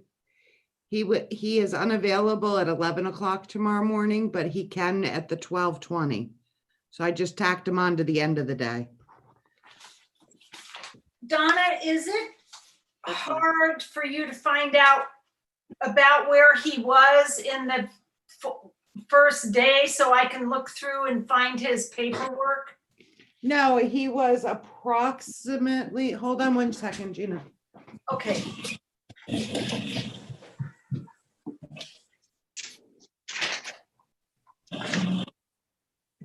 He was at 250. 250 on Wednesday. Okay. Yeah. Thank you. I'll pull his stuff. And then Donna, do we have our schedule? Is it in our pile here somewhere? Our schedule for tomorrow? Yes, it should be on the top. Yeah, it's in there. The stack of papers for tomorrow. Okay, It's a great. small- Yeah. You've been fantastic, Donna. Thank you. Sheldon Waters, Walter should be near Keith Arndt and Annie Leibowitz in your pile. Okay. I'll find it before tomorrow. Thank you. You're welcome. And I was wondering, do you guys want me to sit upstairs with you during your deliberation in case you want stuff? If that's not inconvenient, otherwise, as long as we can reach you, you'll be in your office, I assume. It's not inconvenient. I have a little table set up. I'll sit away from you, but near you. Okay, that's fine with me. Thank you. Always love to have your company, Donna. Oh, thank you. You're welcome.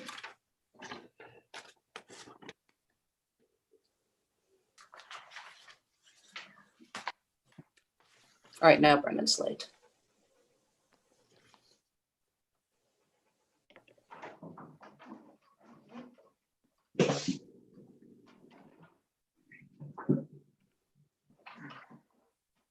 Nobody yet? Nope. You want me to call Brennan? Yes, call Brennan, because she's probably like, I don't know, skiing or something. Sounds like it smells outside like she's having a campfire. That's also possible. He's making s'mores. I see smoke. And it smells like a campfire. What is Brennan's number? Does anybody have her number handy? I probably do. It's 646-773-1905, according to the sheet. Yep, that's it. Thank you. Mhm. Where's 646 out of? Is that just a new It's area code? it's the new one of the New York City exchanges. Yeah, Although it's not that new anymore. But it's a cell phone and the area codes don't kind of. Right. Okay. Oh, this fresh rain smells so good. Did it cool off at all? Yeah, a little bit, because I was dying, but there's a nice breeze now.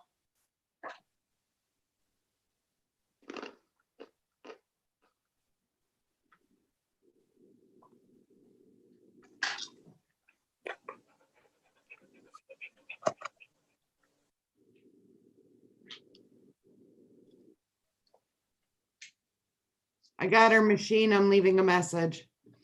Brennan, you had a 7:50 appointment with Zoom for the grievance board. Bye.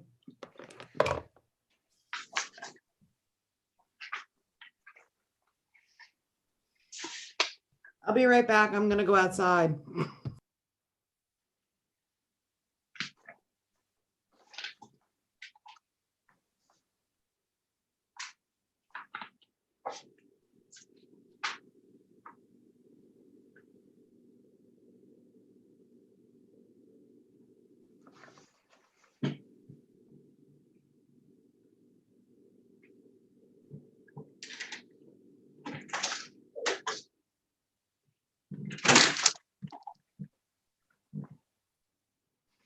I just texted her as well.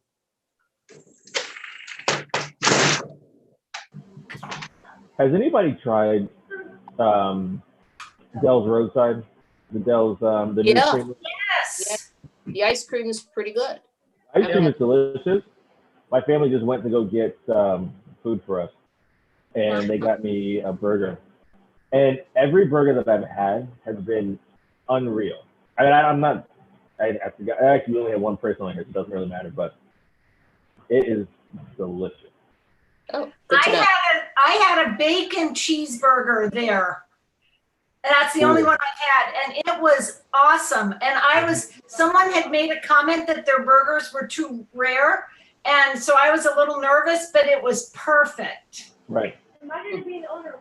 It's been pretty delicious.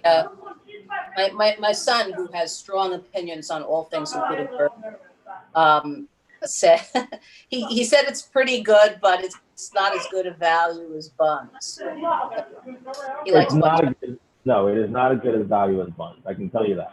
So if you want something that's a little less expensive, bun is the place to go.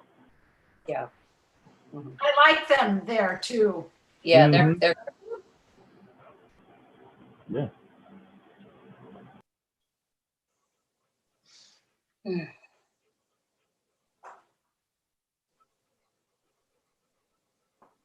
Told you she was outside by a campfire. Oh, is she coming in now? She says she is. Okay, she's only gonna get 5 minutes. Here she Yeah, I goes. think that's fair.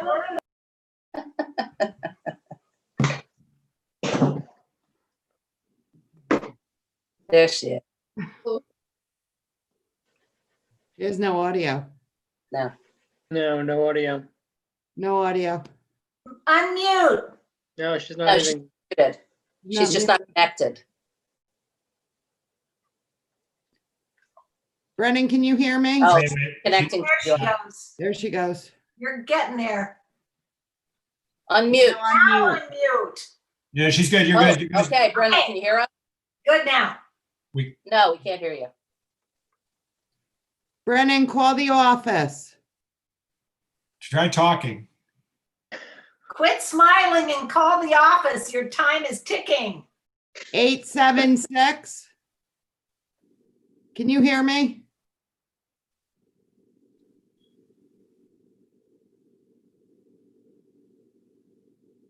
I love whoever figured that out. Yeah, that's It was great. Fred. Oh, no, Is you? Fred doing this? Yeah, Fred's doing Fred. that. Me. It's Fred. You've been doing this for quite some time, haven't you, Fred? Yeah. Well, I missed one, and I felt really bad about that. I didn't have it ready in advance. Fred, do you get cake on Monday? Yes, he does. Okay. That's it. Thank you. Not calling. Oh, for heaven's Trying. sake. She's trying. Oh, Up. there she is. Here she is. I'm gonna put her, oh, it's a different number. I'm not sure. Hold on. It's Okay, her. I'm putting you on speaker, Mimi. Thank you. I'm so sorry. Put it to your ear. Take it off the speaker. Good? Much Yes. Do you want Right, me to with get 2 off minutes. the computer part? No, we like seeing your face. Okay. So I'm going to read a quick oath and then we'll get started, okay? Yes, thank you. Do you solemnly affirm that the information you're about to give will be given accurately and truthfully to the best of your ability to do so? Yes. And before we do anything else, let me disclose that Brennan is not only a personal friend, but I have also represented her in a number of real estate matters, including the purchase of this property. I have not consulted with her about this grievance, nor have I talked to her about the property in some time. So I don't believe that I have a conflict. But Brennan, if you think that I do, or if any of my fellow board members would prefer that I recuse myself, then I will. I don't feel that you do. We haven't talked about it since I bought it. Okay. I'm good. All right. I'm Fine. good. I'm good. So talk us through the grievance, please. Sure. I'm concerned that the valuation of the property may not have taken into account my location, particularly sharing a wall with the parking lot and directly next to town hall. And in March or April, I can't remember what the date is, I had the property valued because I refinanced it because of what was going on with COVID. And the valuation that came in, or the appraisal, was, I believe, 460,000. And I would point out to those who are, well, all of you all are real estate savvy. Obviously, that's a higher end estimate because I was trying to pull out as much money as I could from the house and the refinance. I did not go through the steps of having the guy create like a lower appraisal to use to argue my valuation, but I just thought I'd present it to you and see what could be done. That's it. I think that's good. And you paid $320 for it about in 2017? And I had it value. I did some, largely actually in the end, repair work and some cosmetic work on the inside of the house. And the other thing I did was I converted the garage into an art studio for my mother. It's all permitted with the village. It does not have plumbing. It does have heating, but it's definitely not for residential use. She uses it as a studio. She's a professional artist. There's no plumbing, but there is heating. Exactly. Correct. Okay, good. No, I have no further questions. Anybody else? No. Okay, great. So the next step will be for us to do some deliberations in a week or so, and the town will get back to you in early July with the decision. I really appreciate it, and I'm awfully sorry I ran late. That's okay. We ended on time, so that's good. Good. Thanks a lot, Brennan. Thank you, Brennan. Thanks. Well. Bye.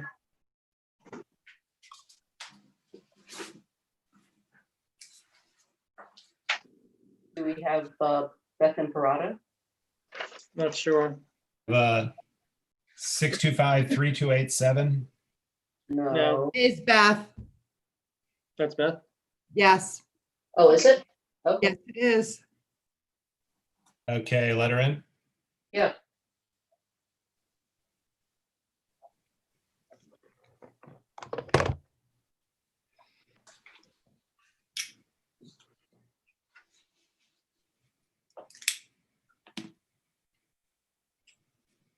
Are you on mute, Beth?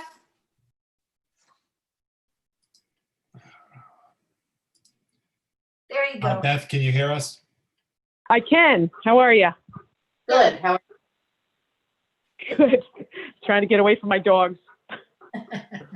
Okay, so I'm gonna start by reading an oath, and then we can get into your property. We'll have 10 minutes to go through. At 8 minutes in, if we're still discussing it, I'll give you a 2-minute warning, okay? Super, thanks.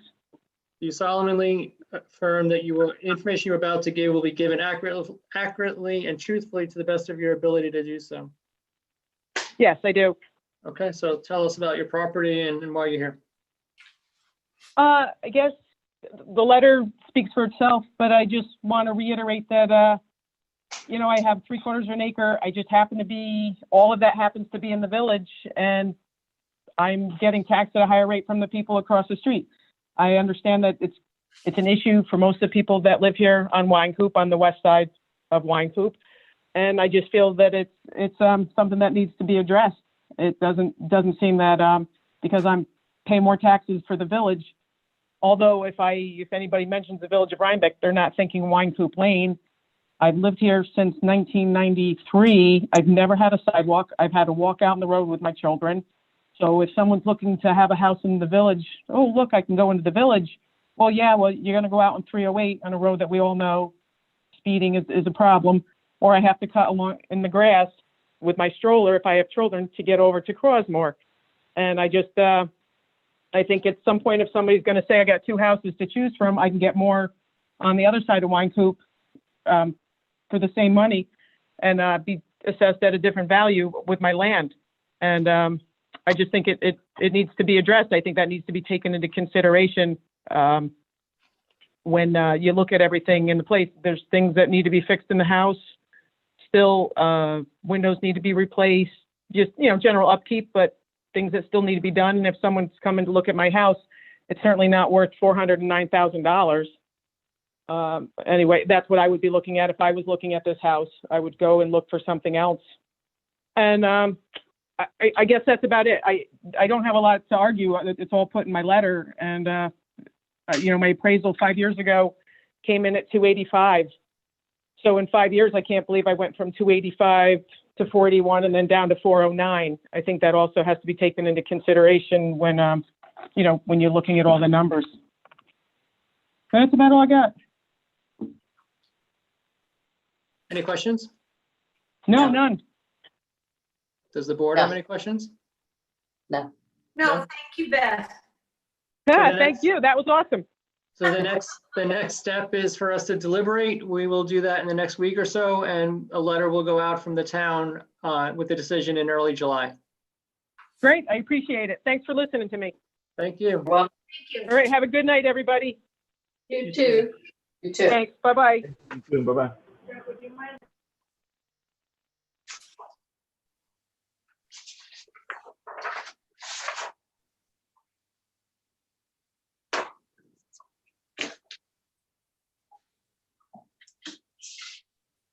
Do we have Franco? Nope. No, there's nobody in the waiting room. We have 5 minutes before the time, though. Okay.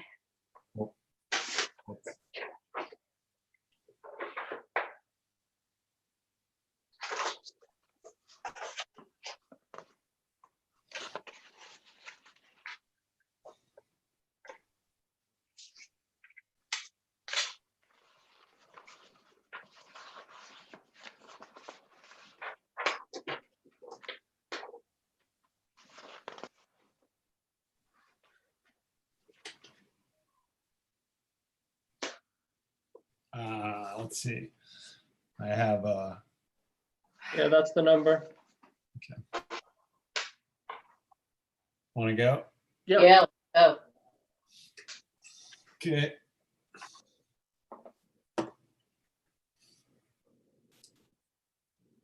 Hi, can you hear us? Yes. Am I with the Rhinebeck Assessors Board of Assessors Review? Yes. Okay. So we're going to get started with a quick oath. Once we do that, we have about 10 minutes to go through your grievance. If we're still talking at 8 minutes, I'll give you a 2-minute warning, okay? All right. I thought it was at 8:10, but that's okay. Fine. Let's start.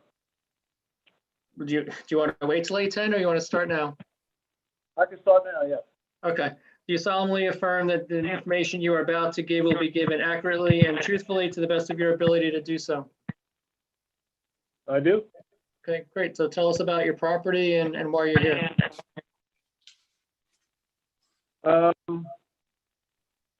My property is a mixed-use property at 318 Primrose Hill Road in Rhinebeck.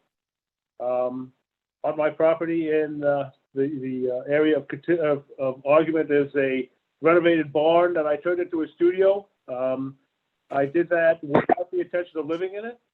It is strictly for the purpose of painting and storage of paintings. There's no kitchen in it. It wasn't intended to be for that purpose, and my certificate of occupancy reads barn studio. I was specifically instructed no living in this building. I'm trying to address my, which is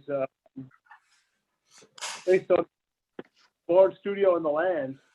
Basically, my house is about 1,338 square feet. I'm trying to divide my property, which is assessed at 443.4, into the house, the barn, and the land. So I compare my house with my neighbor, Mr. McGuire, at 296 Primrose Hill Road, and his house is about 1,554 square feet. Again, same amount of land as mine, almost the same value, $125,000. So his house is worth about $175,000. Mine's 10% smaller, should be valued at $156,600. My barn studio is a very large building that I living, and I compare it to other barns that are in the neighborhood and that have been used for the storage of painting. My first comparison is at 496 Primrose Hill Road. The house there is completely, the barn, which is a 20 by 30 foot barn, is about 720 square feet. It's a little bit bigger than that per floor. It adds absolutely no value to the value of the house. Their house is assessed at $342,600. The land is $98,600, and the house is 2,426 square feet, which is about the rest of the value, which is $244,000 of the assessment. The barn, which is occupying a great deal of property or a great deal of area on their property, provides absolutely to the value of their house. The second comparison regarding the barn is at 32 Haggerty Hill Road, which is assessed at $453,000. The land is $142,000. Value of the house, $3,000. Is about if you subtract the land from the total assessment, it's about $103 per square foot. They have a garage on that property, which I know that the previous owner had used to store paintings, and had used it to keep a collection of art in there. It's basically used for nothing. I mean, it costs, it adds zero to the value of the assessment. So what I have is my interpretation for my farm studio is half storage and half work area. I use it to paint. I use the whole top floor to paint, make paintings. The bottom floor is all the paintings I've made, and they're down there basically in storage. I wanted to divide the value of the barn in half, with the storage coming out to the same as the value of storage in the neighborhood, which is nothing. At the top, basically at not living conditions, but definitely in a condition to work in because it's been improved, at half the value of basically a two-story building, which is about $50. Half the value of the $100 a square foot they charge for two-story buildings is about $50 a square foot. That would make the value of my barn about $72,150. So that comes up with my assessment of $353,750. I guess you got some questions you want to ask. No. I'm good. No. Who am I talking to? Okay. Does anybody have any questions? No. I don't. I do not. So the next step of the process is for us to do some deliberations over the next week or two, and then the town will send out a letter in early July with the decision. Could I Okay. just ask, I would like to ask one question. This is Gina Fox, Mr. Franco. When you say that these adjoining properties or similar barn storage add zero to the value of their properties, how did you decide that? Well, basically, you take the total assessment and subtract the land, and you figure out how many square foot there is in the house, and multiply the square foot in the house by what they feel is the value of that particular type of home. A two-story home is basically assessed about $100 a square foot. A single-story home is assessed anywhere from $120 a square foot to $175 a square foot, more for the value of the smaller properties. The smaller properties end up being worth a little bit more. That's where I figured out. That's where I understand from having looked at the various properties around my house. And I mean, I haven't done it in the town, so I guess that's how it's done. Okay, thank you.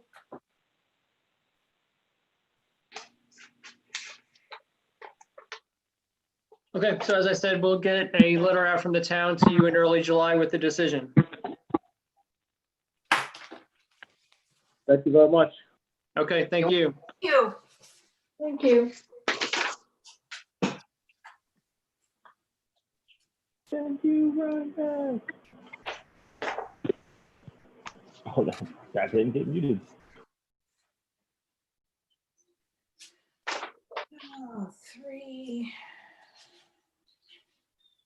Brett, do we have the next person? No, we don't. There's no one in the waiting room. I put him back in the waiting room. Yeah, he's gone now. No, there's nobody in the waiting room. Okay. We're looking for Essery. Essery. Yeah.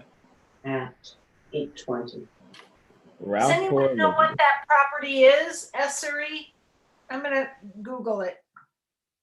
3298 Route 9G. Yeah, 290, 535. 3298. Route 9G.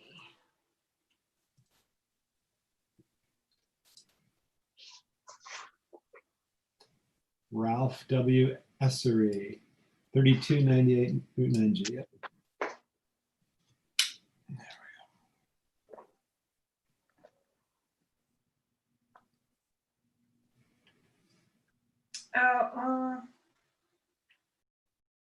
So it's on the same side as Gary's Deli. Yep.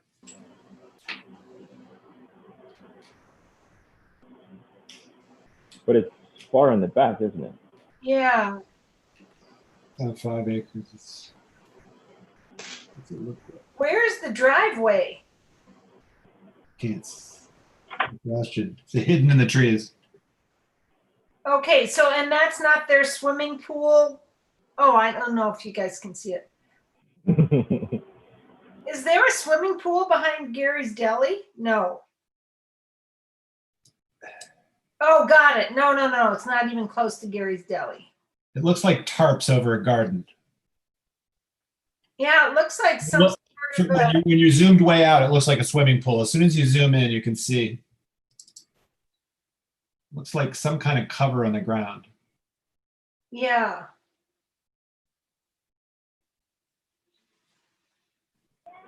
Looks like they have a big garden area too. It looks like a vegetable garden that's that there's tarps down to block the weeds. Well, it looks much better than mine. Yeah, I'm on live parcel access. So.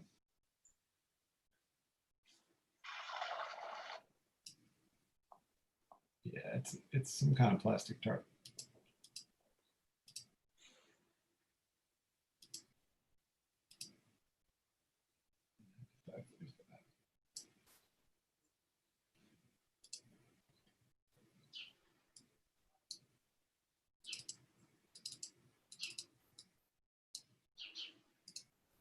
Did you find it, Gina?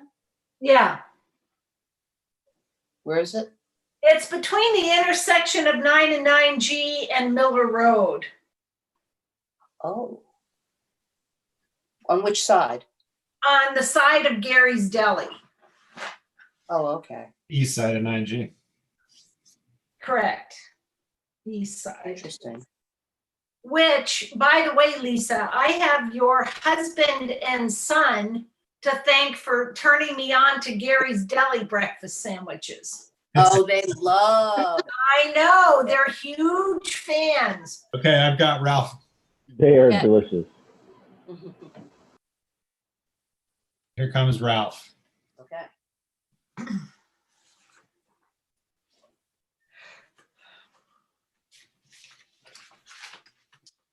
Hi, Ralph. You have to take yourself. Oh, there you go. Yeah. Can you hear us? Yes, I can hear you. I trust you can hear me. We can, so let's get started. So I'm going to start with a quick oath before we begin, and then we'll go through your grievance. We have about 10 minutes to do that. If we get into it by 8 minutes, I will give you a 2-minute warning that we're almost out of time. Thank you. Okay? You solemnly affirm that the information you're about to give will be given accurately and truthfully to the best of your ability to do so. Yes. Okay, let's get started. Walk us through your grievance. Okay, you have there what I sent, I trust? We I do. don't Yes, see we do. Matthew here. I sent a packet to him, and actually what might help the most is one of the last things I sent, I think it was yesterday. It's just a short history of grievances on this property since we've moved in. Do you have that there? Or I can go, Sure. I think we have that. yeah, let me read through it. It was just interesting to me that in 2005, I believe it was, a company came through again, like happened this time, and assessed us at $581,000. And the assessment was dropped after grieving it twice down to 425. Actually, it was 421, I believe. And then we applied for a home equity line of credit, but the assessment came back. The professional assessor came in, or appraiser, at 295. Now I knew that they were doing that for the bank, and they wanted to save the bank, so it would be a little lower than what was real. And I retired from my job in 2015, and we had Rhinebeck Realty. We were looking perhaps to sell our house, and he came in and gave us an asking price of $345,000, and he told us that we could expect to get $335 for the house. With those two appraisals, I contacted the assessor at that time. Forgive me, I don't remember his name. He came out to our house and took a look at it and dropped the assessment immediately to $345. So And when that was in 2015? yeah, actually, I think he came out in 2016. Okay. The assessor.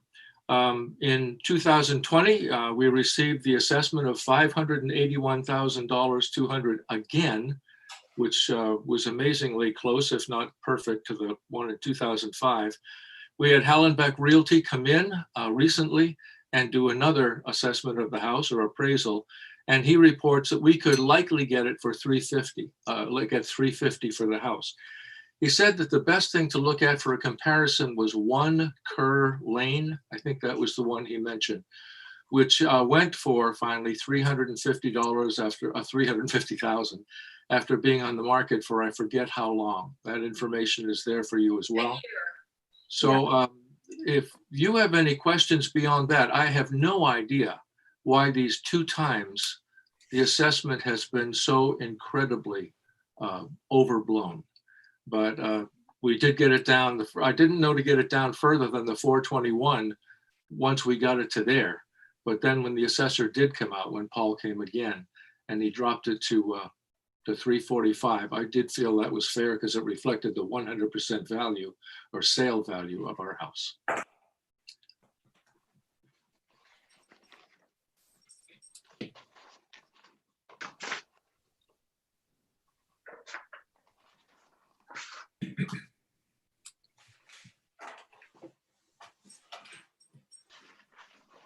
Does anybody have any questions?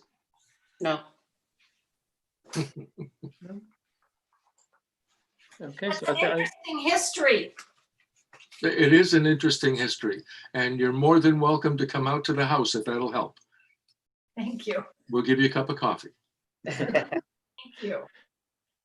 So the next step in the process is for us to do some deliberations. We will come to a decision, and the town will send out a letter in early July with that decision. Okay. Okay. If that's it, I think I'm happy with that. You have any materials there you'd need, I think. Yes, we do. Thanks very much. Okay, so we're done? Yes. Yes. All right. God bless you guys. I'll see you. Okay. You as well. Bye. Bye-bye. Oh my God, he's exactly the nice, gentlemanly type of person I love. You're married, Gina. Don't forget that. He must have been like a pastor or something. Do we have Spencer? Fred? No, nobody's there. No, no? Okay. Nobody's in the waiting room, sorry. I was muted. Okay. 2489. But we're we're ahead of schedule.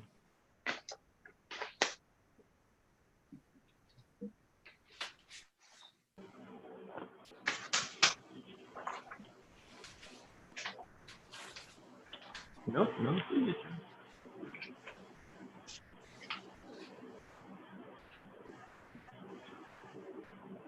This property says that this cover sheet says that it's in Statsburg. Is that correct? Or is that just the post office? Post office, maybe. Okay. No, it is. It does says the location. It says stuff city right / there. town, Probably right on the cusp. I guess. Gee. Yeah, check it out. Ah, It's in Rhinebeck. Okay. Matthew Spencer. where's that voice coming from? Such a distinctive voice. Me. Oh,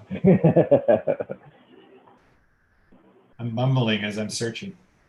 No, I was talking about Matt. His Ah, coming out of the woodwork. I show What when I'm is- I come in when I'm needed.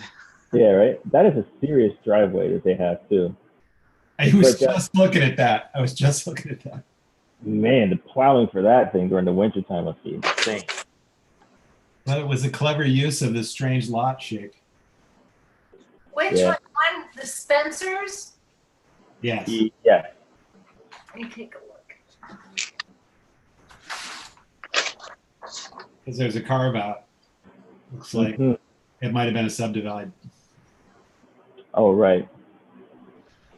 Yeah, I bet it was initially one big lot. Maybe. Is that the maybe.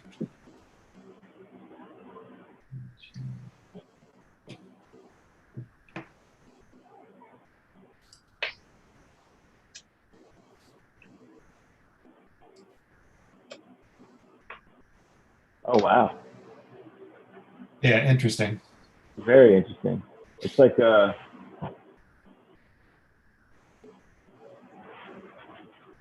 It's can't like even. like a giant horse. Yeah. It's when you zoom out. Or like a really odd shaped handle to a cup. Yep.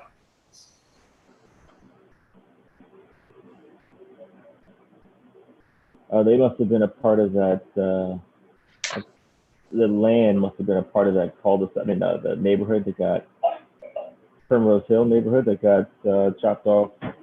What is that? Charles Lane. Yeah, you can see Charles Lane at the top of the map. That's right. That's right on the edge of the Hyde Park town line. Yes. Yeah.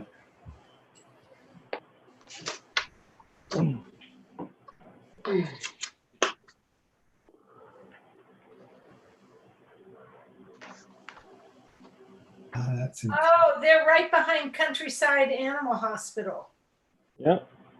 I get it. I always forget how far south the town goes. Mm-hmm. Mm-hmm. Really, like stretches way, way down.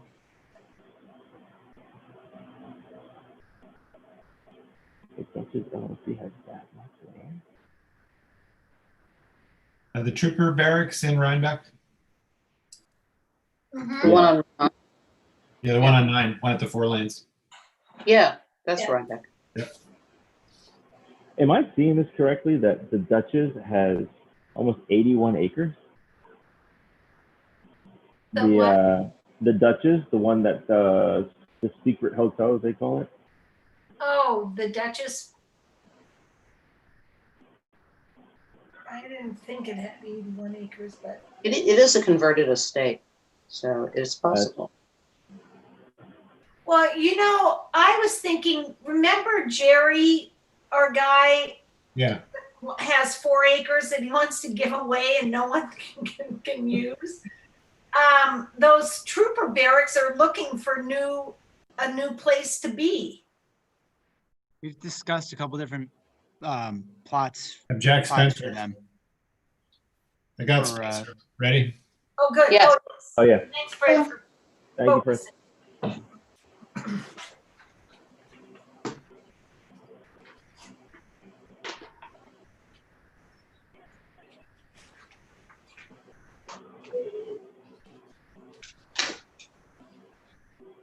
Hello, can you hear us?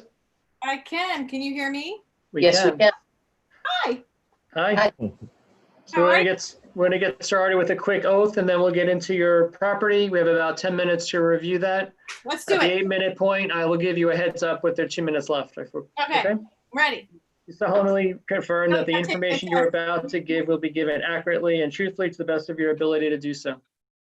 Okay. All right, let's get going. Tell us about your property and why you're here.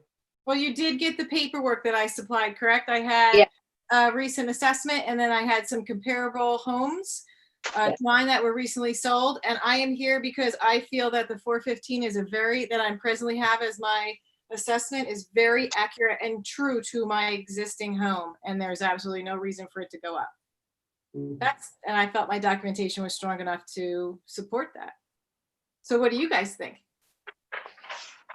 We're here to hear from you. We're going to be deliberating starting on Monday. But this is your opportunity to tell us whatever you think we need to focus on when we're considering your grievance. Definitely focus on my assessment that I had in 2018, as well as the recent homes that were sold. My property is outside of Rhinebeck. We are actually have a Statsburg mailing address. We pay Rhinebeck taxes. So my house is lovely, but it is far from the beautiful estates of Rhinebeck. Yet we are grouped into your tax and town and school.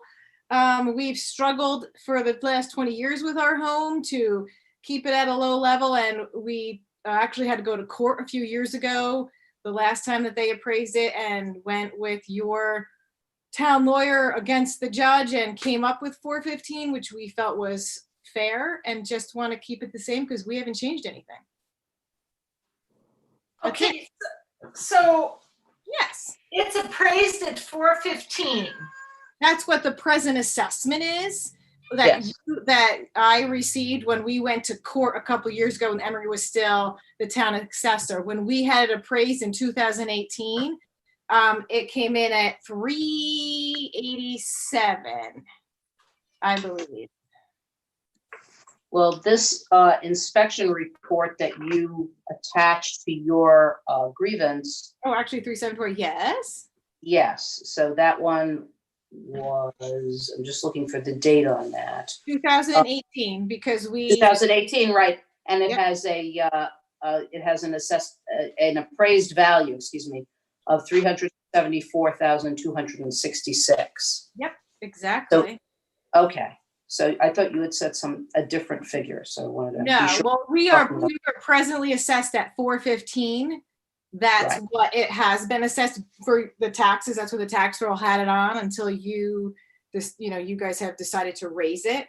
And it's fine at 415. We are far from a $523,000 house. I mean, it just hit us. 523. 523. Well, the tentative assessment that I received, it was originally at 565. Then we met with, I think it's Taylor. Was it Taylor? Tyler Technologies. Tyler Technologies. We supplied all this information to them. They came back with a tentative assessment of 523. So they came down 41.9. But again, that's pretty high for my home. And based on what it was assessed in 2018, which was 374,266, it just seems to be a little exaggerated. But we are comfortable with the 415. Like I said, we went to court a couple years ago, and that's what the judge and everyone agreed upon. And I'm fine if I'm happy if it stays the same. I don't really feel it needs to go up. Okay, understood. Any other questions for? No, you guys tired? You guys must be Yeah. done. I literally traveled to Buffalo today. Like I just got to Buffalo, so I am ready for a cocktail. I don't know if that's I bet. and I am moving my daughter out of her college apartment. We're doing a 24-hour stint, so I'm gonna be back on the road tomorrow. Yeah, I'm having a cocktail. I'm actually having a cocktail right now. So cheers to everyone. I hope that I'm the last one you have to work with. Okay, Karen, while I've got you. Yes, ma'am. You have 4 bedroom. Yep. Fireplace. How many baths? Oh, 2 full baths. Yes. No half baths. No. And an in-ground pool? Yes. And how many acres? 8. Okay. Yes. And that's all correct. That is all correct. Everything that you have is correct. Thank you. And you have a child of Buffalo, which I did as well. And he Oh. Buffalo. Yes, I love it. It's going to be kind of sad when we leave, but she's going cross country, which I think is wonderful. I wish my parents let me go cross country after I graduated, but I had to get a job, so I wasn't allowed. But she's heading on a cross country trip in August as long as the whole world opens up again. So we're bringing her back home. Great. Thank you. There's only one thing. Hello, it's the assessor. I just wanted, the only thing we need is we need a signature never populated on the form.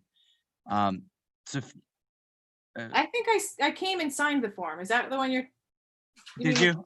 Okay. I came and I knocked on the door and signed a form. Oh, okay. That So was you the really signed form it. that I was grieving. Yes. Do you see my signature on that? Yes. Okay, you guys have it. Okay. I just have one that says no sig, so I probably just didn't get an updated copy. Just wanted to make sure we Oh, had man, that. it's all good. Yep. Oh yeah, mine says no sig too as well. But if everybody Maybe- else has one, then we're good. If you can't find it, I will come back in on Monday and sign whatever I need to sign. Thank you, Karen. Thank you. You guys have a great evening. Thank you, you too. Oh, did you want, are we good? We're done? We're good. So you'll get a letter early July with the decision. And if we are not happy with your decision, I have to There go to will court be again? instructions for next steps. Go to court again, but Yeah. that would be lovely. Thank you so much. You guys have a great evening. Thank you for taking the time to talk with me. Thank You're you. welcome. Enjoy your trip back. Oh, yeah, in a U-Haul. Woo! Thank you. Now, how the heck do I get out of here? I got to call my child to come in. Bottom right side of the screen, just say leave and then leave meeting. Oh, fabulous. Thank you so much. You guys have a great evening. Take care. Bye. You too.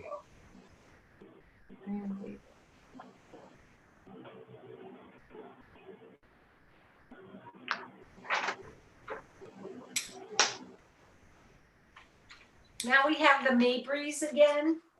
Yep. Are they here yet, Fred? No, nobody's here yet.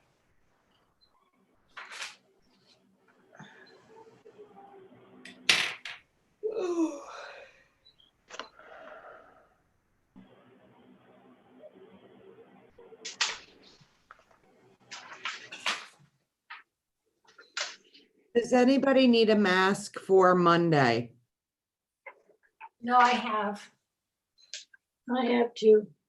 Thank you, Bonnie. Okay, because there's some here that we could give you if you needed them. Thank you. Thank you, Donna.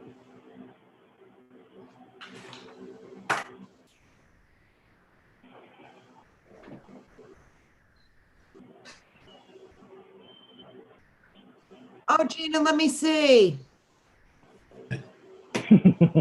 Aww.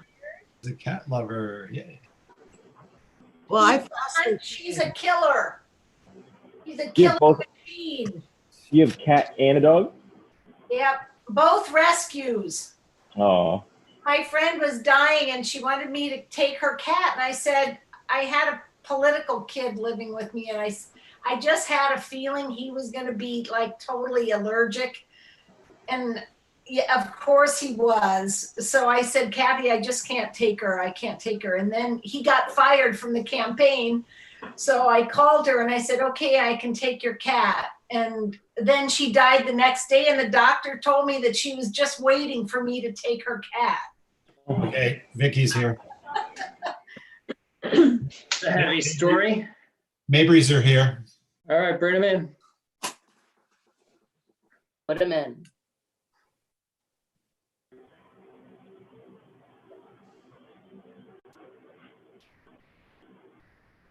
You have to unmute yourself, Vicky. Bottom left. Yeah.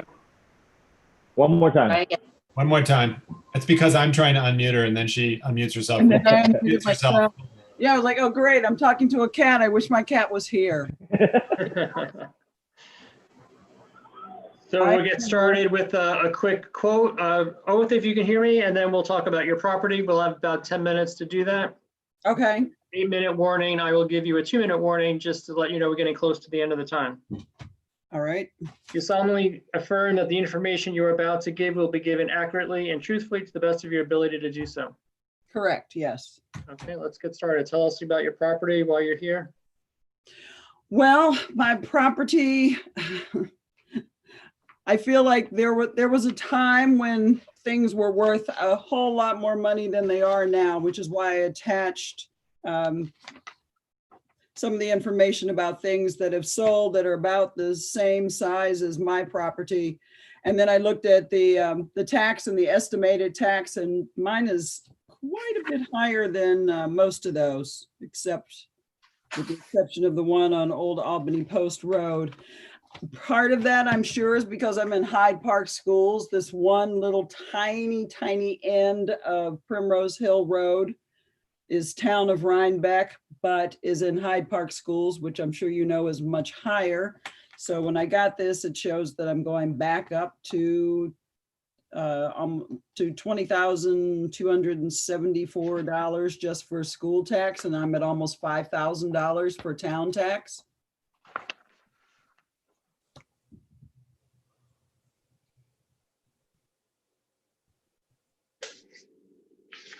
So, Ms. Mabry, which of these properties that you've identified as the comparables, would you say that your property most closely resembles in terms of value?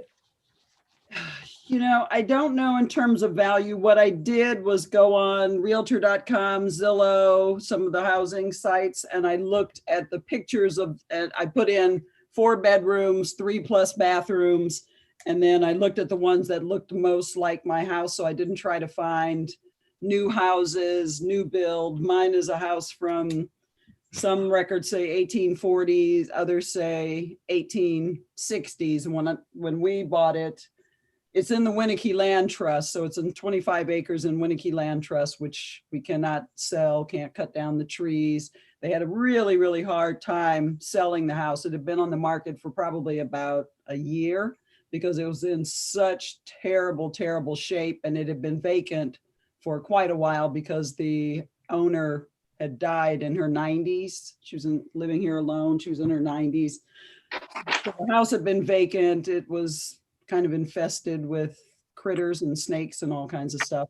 And we weren't allowed to tear it down. We could never build higher than it was. So anyway, we just improved the house, brought it back from ruin, and where other people wanted to sell the land, we were really happy that it was 25 acres that couldn't be sold. You can't hunt and fish on it. It just sits here being beautiful pastoral land. So I'm trying to take good care of an old house and some open land, and it kind of feels like I get a little penalized for it.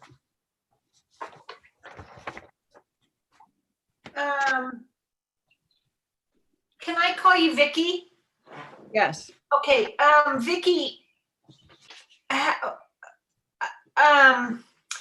25 acres are in Winnicke. How much total acreage is there? That's all. All of it is 25. So the entire property is in Winnicke Conservancy. Okay. Yes. And there's a lot of rules about what we can and cannot do, which I love. Is the pond on your property? Is there a pond on your property? Yes, there is. What is that?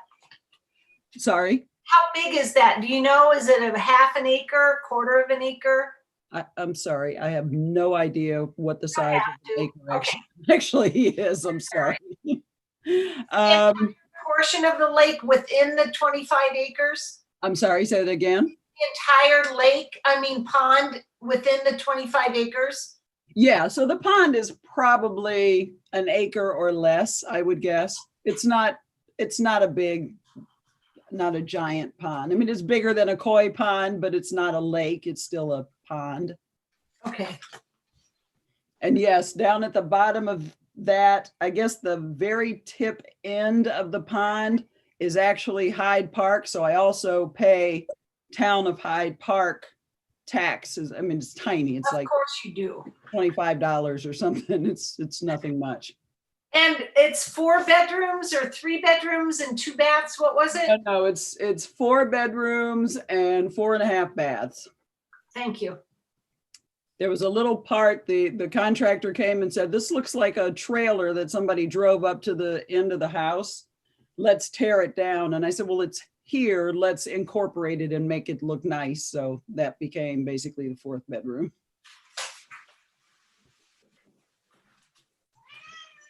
Here you go. Anybody have any other questions? No. I can't feed you right now. Okay, so I think we're good. If you don't have anything else you want to add? No, I think that's about it. Okay, so we will deliberate in the next week or so. A letter will go out from the town at the end or beginning of July with the results, okay? Okay, well, thank you. Thank you for hearing You're me. Thank you. Thank you. Have a good night. Take care. You Bye. too. Bye.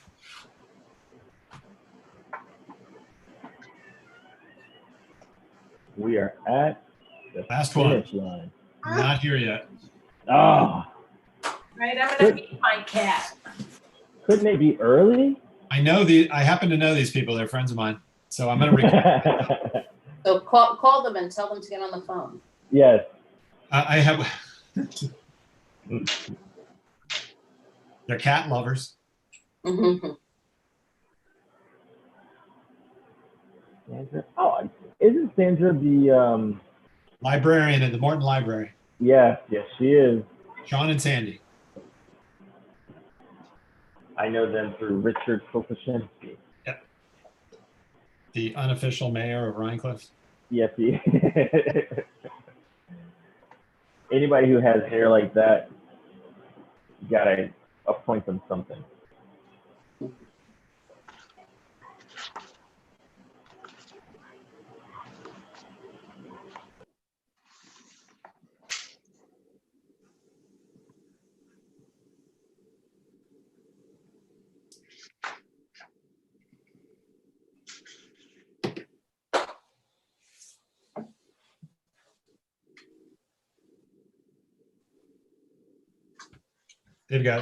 We're 5 minutes ahead of schedule.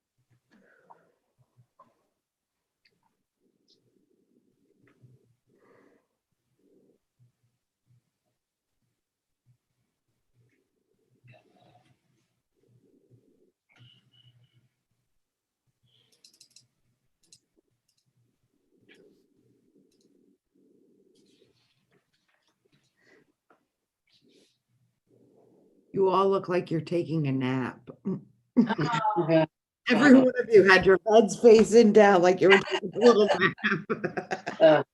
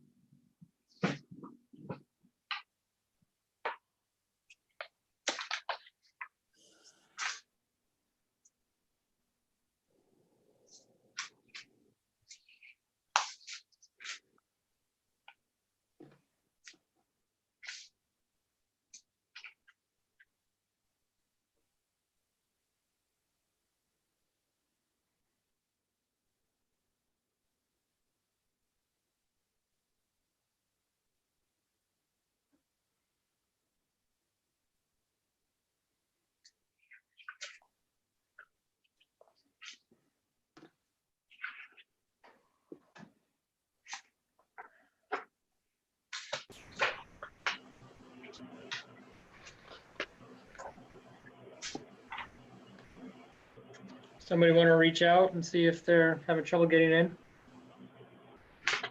I'll call. Well, you do it 8:50. Yep. Yeah. I'll give them a call. This is just like working the elections and you're waiting for that last minute for the polls to close. Painful. Okay, I'm calling him.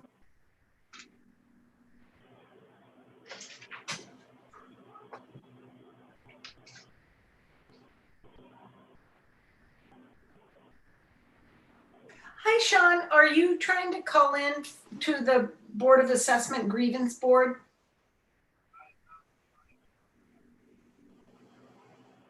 Oh, no, you should call in to us.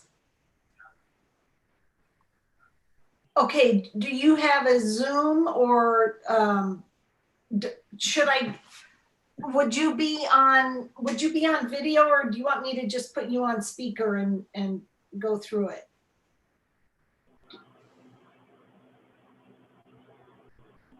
Okay, all right, great.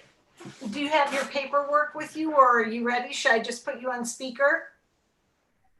Okay, I'm gonna put you on speaker and then let's just see if you can hear our chairman. Okay, hold on. Okay, go ahead and speak, Sean. Try No, no, it's too, I can't hear it.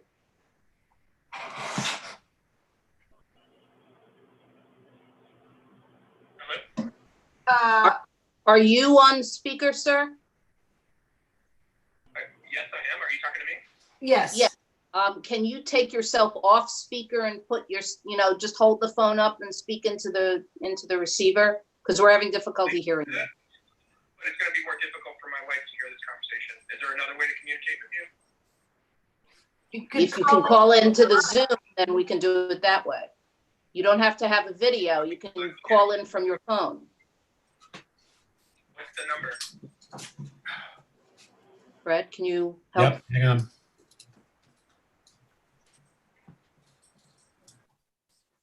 Telephone dial-in number is 1-929 929 205 205 6099. 6099. Okay, great. Hank, keep him on the phone. He's going to need the meeting ID and password. Okay, hold on. I need to keep you on the phone. I think because you're going to need the meeting password, The meeting ID and password. meeting ID and password. 2 sets of numbers. So 2 sets of numbers. Just keep me on the line till we get you on. You just want to have him call my office and I'll put him on speaker. Yeah. Okay, try this number, Sean. I'm sorry. 845, Donna? 876. 876. 4805. He's not on there though. No, but Gina is. Yep, 845-876-4805. Thank you. Thanks, Sean. Bye.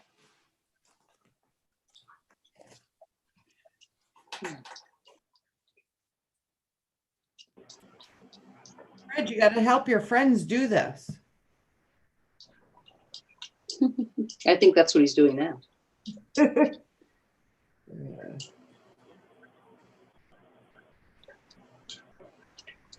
Here he comes. I'm just going to put him straight on speaker.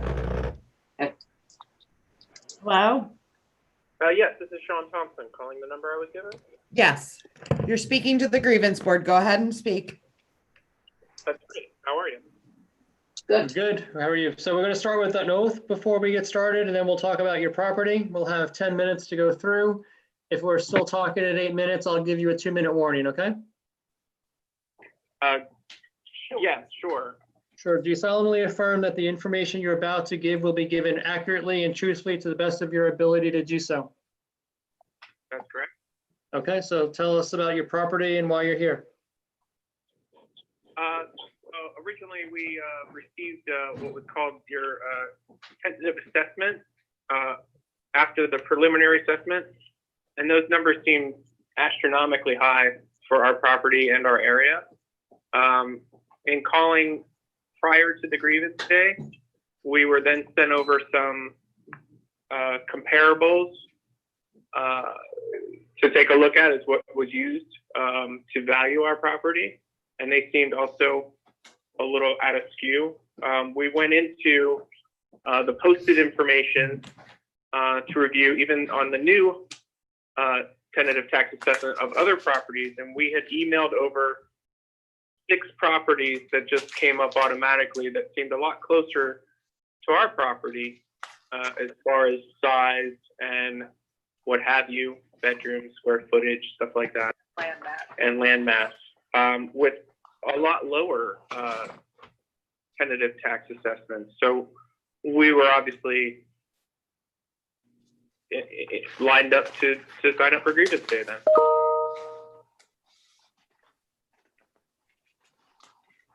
I'm not sure if there's anything else I have to say about it.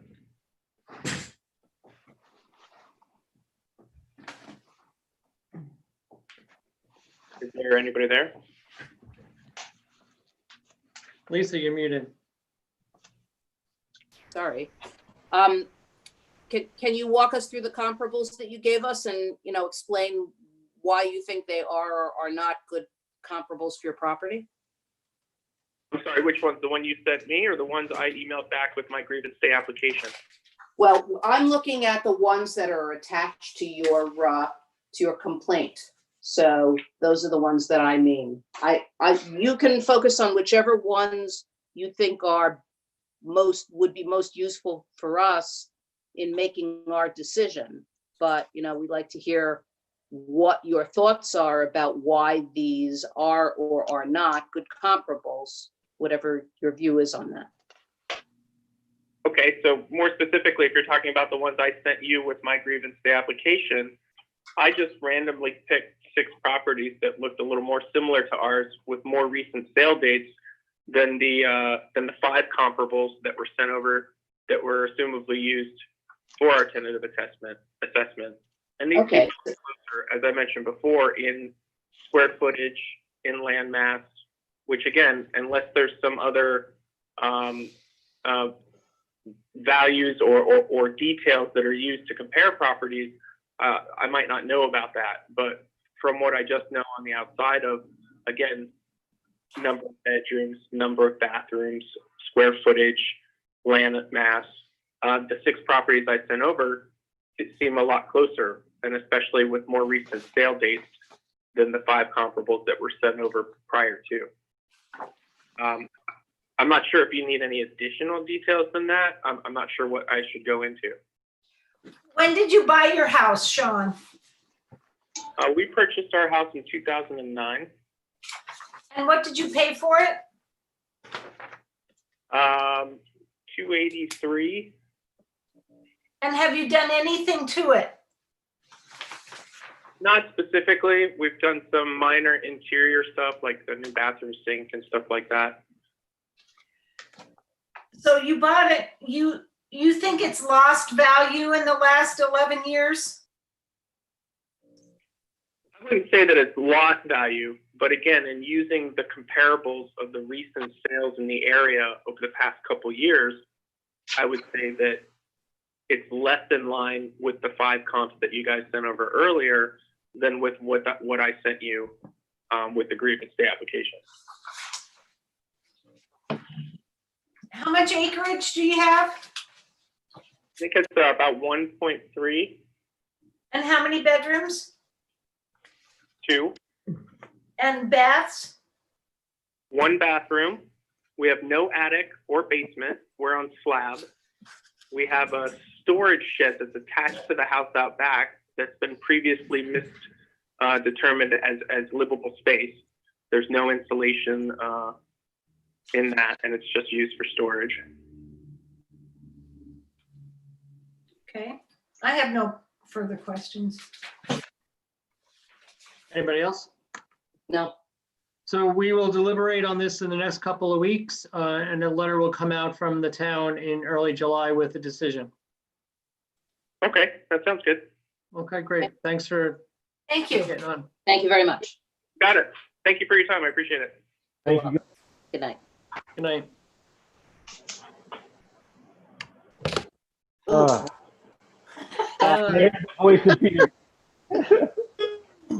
Donna and Matt, will we have all the comps that Tyler used for these grievances when we go through them on Monday, or is that something we'll have to pull as we go? We definitely have to probably pull them as we go. We just didn't, we printed as much as we could, but again, everything was received like Monday. Yeah, I know, it's been I crunch. think for his Tuesday. specifically, we should have the comps that we used. I can't imagine Oh, that definitely. You guys definitely need far them. out of date. Well, I But think we need them for almost all the properties.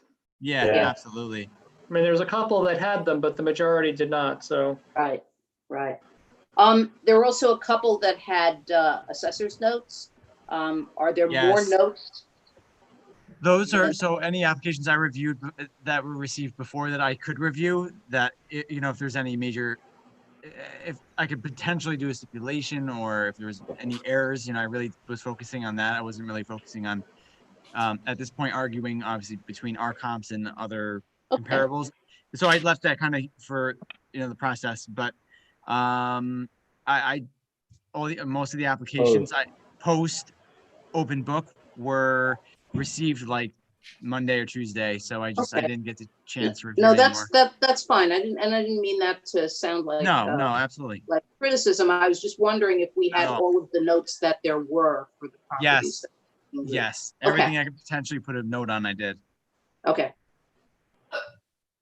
Great, so